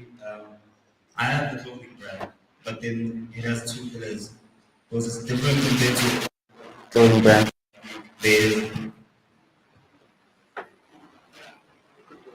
So who am I? I'm a creative director. Foremost, I'm not a designer. I'm one too. But then I come to Canada and I come to business. What's my business? My business is a clothing brand that has two pillars, which is food and entertainment. I'll explain. By solving my problem, I'm solving the problem of inflation. As you can see, as parents, December as Bata and Congress because retailers are so expensive these days. So I'm here to solve that. By also empowering the youth. But then I use certain friends and family members I know who are outside in Molokshi, in Monetise. I use them and I pay them to do deliveries that I cannot do. So I'm also helping us as a youth. How does my business make money? So my business makes money off selling Izimbas. But then as I said, I do events and food. So as the customer experience, I'm currently working on my first store, which I know the 15,000 would be helpful for me. So every time we figure store, you're able to even buy food, even if you can see Izimbas. I'm doing a daytime event where I'm also helping local DJs who are supporting the brand to support them and put them on. So what's my selling point? My selling point is quality. I try at my best to reach the maximum quality as possible at an affordable price. But then my brand foremost is here to change the negative concept. As you probably have heard, the name is Fear Studios. Oh. But fear generally means, oh, fear is for exiting average reality. So by I'm taking this negative concept and turning it into something positive. Fear is a family. Fear is all for the rebels and misfits and all the people in the youth, all those who are trying to overcome incredible odds to achieve bigger dreams, inspiring real life experiences by giving people local luxury. I personally aim to give the youth an experience, not just in clothing. Thank you.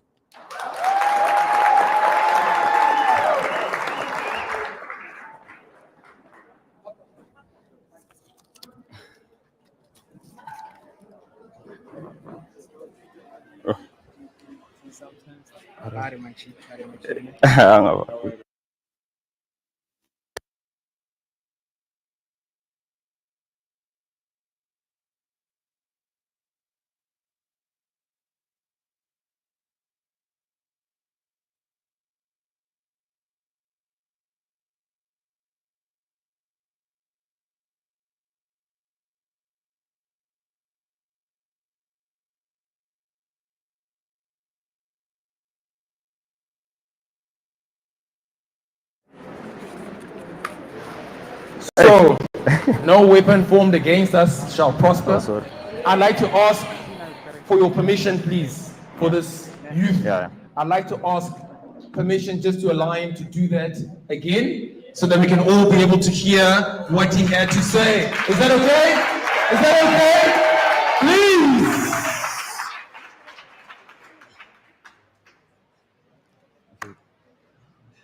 Please. Someone. As I said, my name is Emalahleni. I'm 23 years old, and I'm the founder and creative director of the brand Fear Studios. The brand Fear Studios, the name is an acronym. The name Fear means forever exiting average reality. I'm trying by all means to overcome certain odds that I'm going through and most of our teenagers and youth are going through by helping our families by doing something rather than being on the streets. So by doing this, I started the brand which will help not just young creators, but DJs and upcoming influencers by giving them the clothing that they can use to grow. My selling point is affordability and quality, and foremost, is to change the negative quotations that are around the youth. How I am planning on solving this problem is by being affordable, since the prices is inflating in retail industries, and by empowering the youth by opening certain ways to encourage them to work with me, where I can pay them so they can stay out of the streets. What would I doing when receiving these funds? First and foremost, I work by order to order, which is sometimes hard to deal with because a lot of orders come in, but then I can't manage them all because of funding. Because I started this whole brand with just a cab, and I was able to go to selling tracksuits, hoodies, and all that. So by having the money, I'll be able to start and finishing up my store. And yeah, foremost, this thing is Kulumian. Yeah. How you can get me on social medias is you can get me on Fear Studios Entertainment on Instagram, and on Facebook you can get me at Fear Studio Entertainment. Thank you.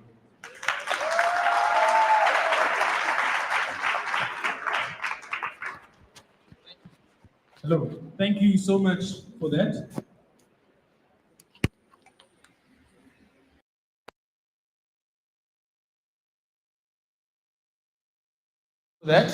And I want to actually ask any of you just to take it back. Do you remember what you were doing at 23? The confidence that he showed to come up here is unbelievable. Give them all a round of applause for what they just gave us today. Okay, good. So at this point, we're going to take a break so that we can allow the judges to deliberate, to be able to advise us how we will move forward. I want you all to know I am not a judge, so nobody must come to me at the end of the day, okay? So we're going to take a break. As I relayed earlier, there's tea and coffee at the back. The team at F&B are there at the back as well. The bathrooms on our left. And you're also welcome to continue networking or engage with the exhibitors. I will let you know when to come back once the judges have concluded. Thank you.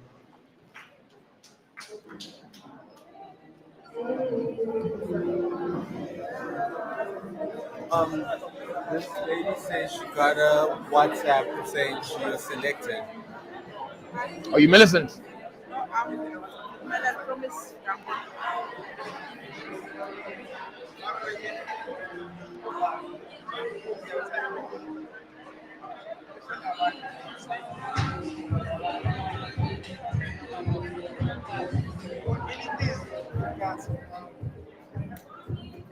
Did you get the did you get the email? No, I've just received this one. Are you because this I think she got it wrong because it's meant to be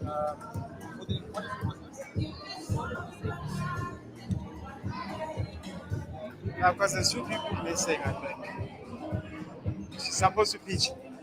no, that's the wrong communication. She's supposed to exhibit. Oh, okay. Can I?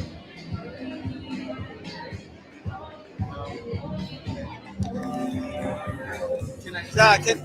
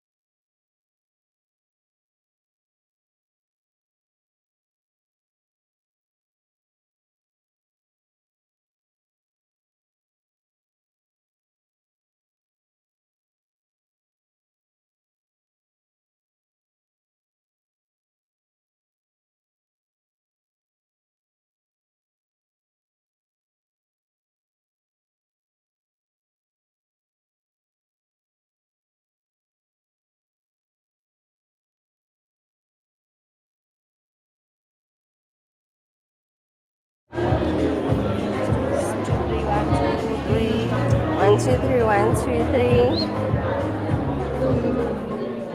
1, 2, 3, 1, 2, 3. Are we good? 1, 2, 3, 1, 2, 3. No. Should I stand?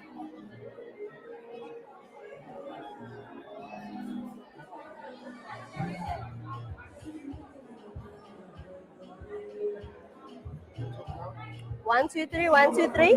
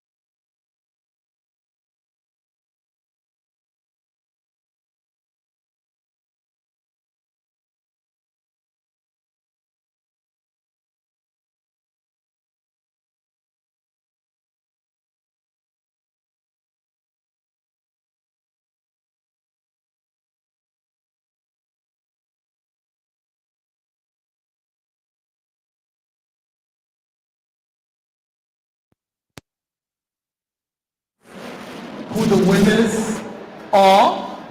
Hello, everybody. I please need your attention. Ladies, hello. Attention, please. Thank you. I'd like to welcome to the stage from FNB, one of the judges, who will be coming to relate to us the order of the winners.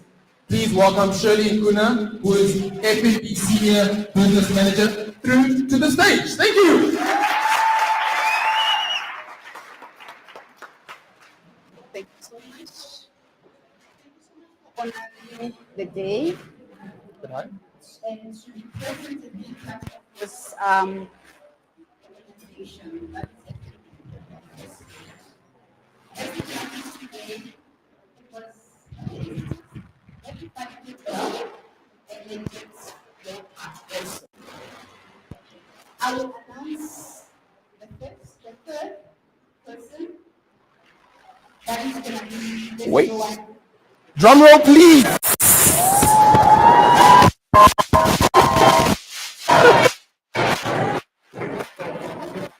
Please, please come.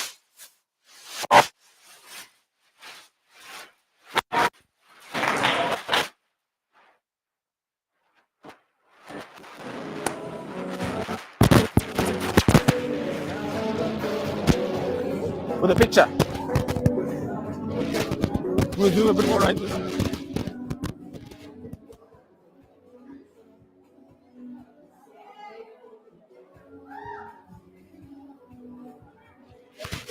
Thank you, Nuno, for the 013.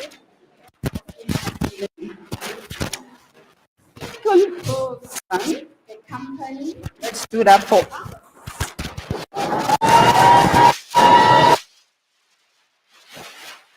It's got QC. Just get it go.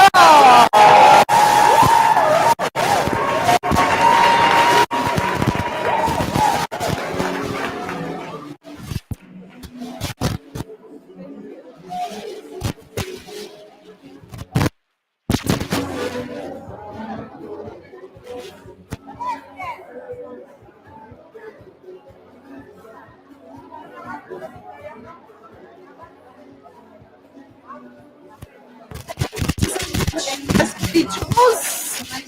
That.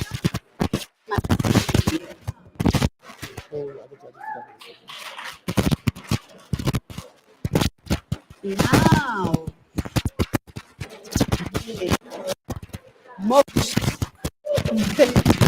important to come to join me. Yeah. Oh, winner for today.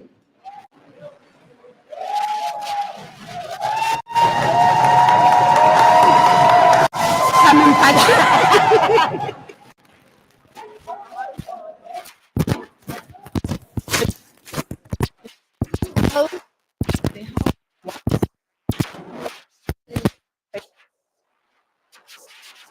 Is the one. Ladies. Everybody is going to be today. That's going to be.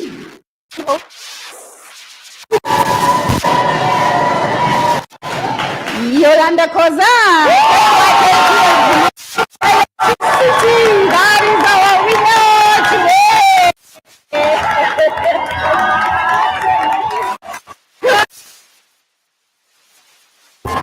Yeah, that's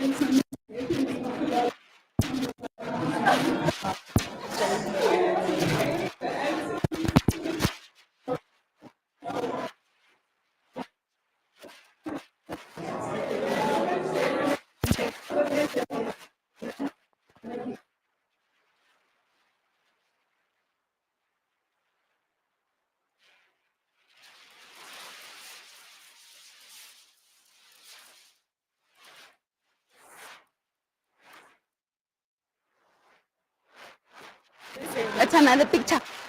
Wait.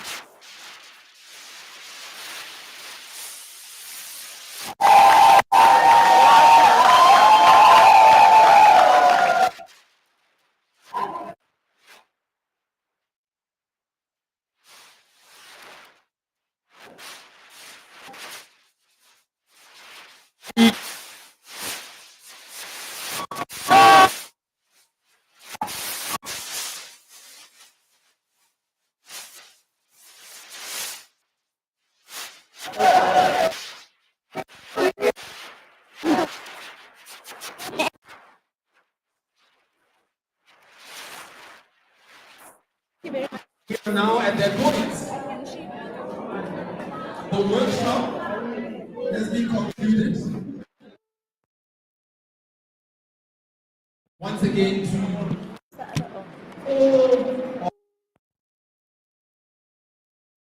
a success that it has been. Give yourselves a round of applause.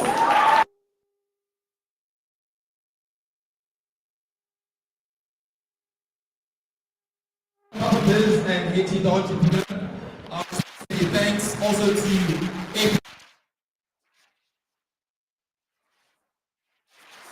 and also to all the people who came to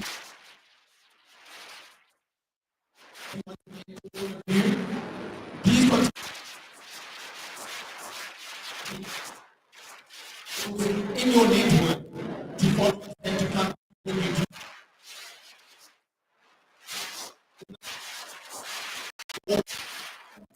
Say goodbye.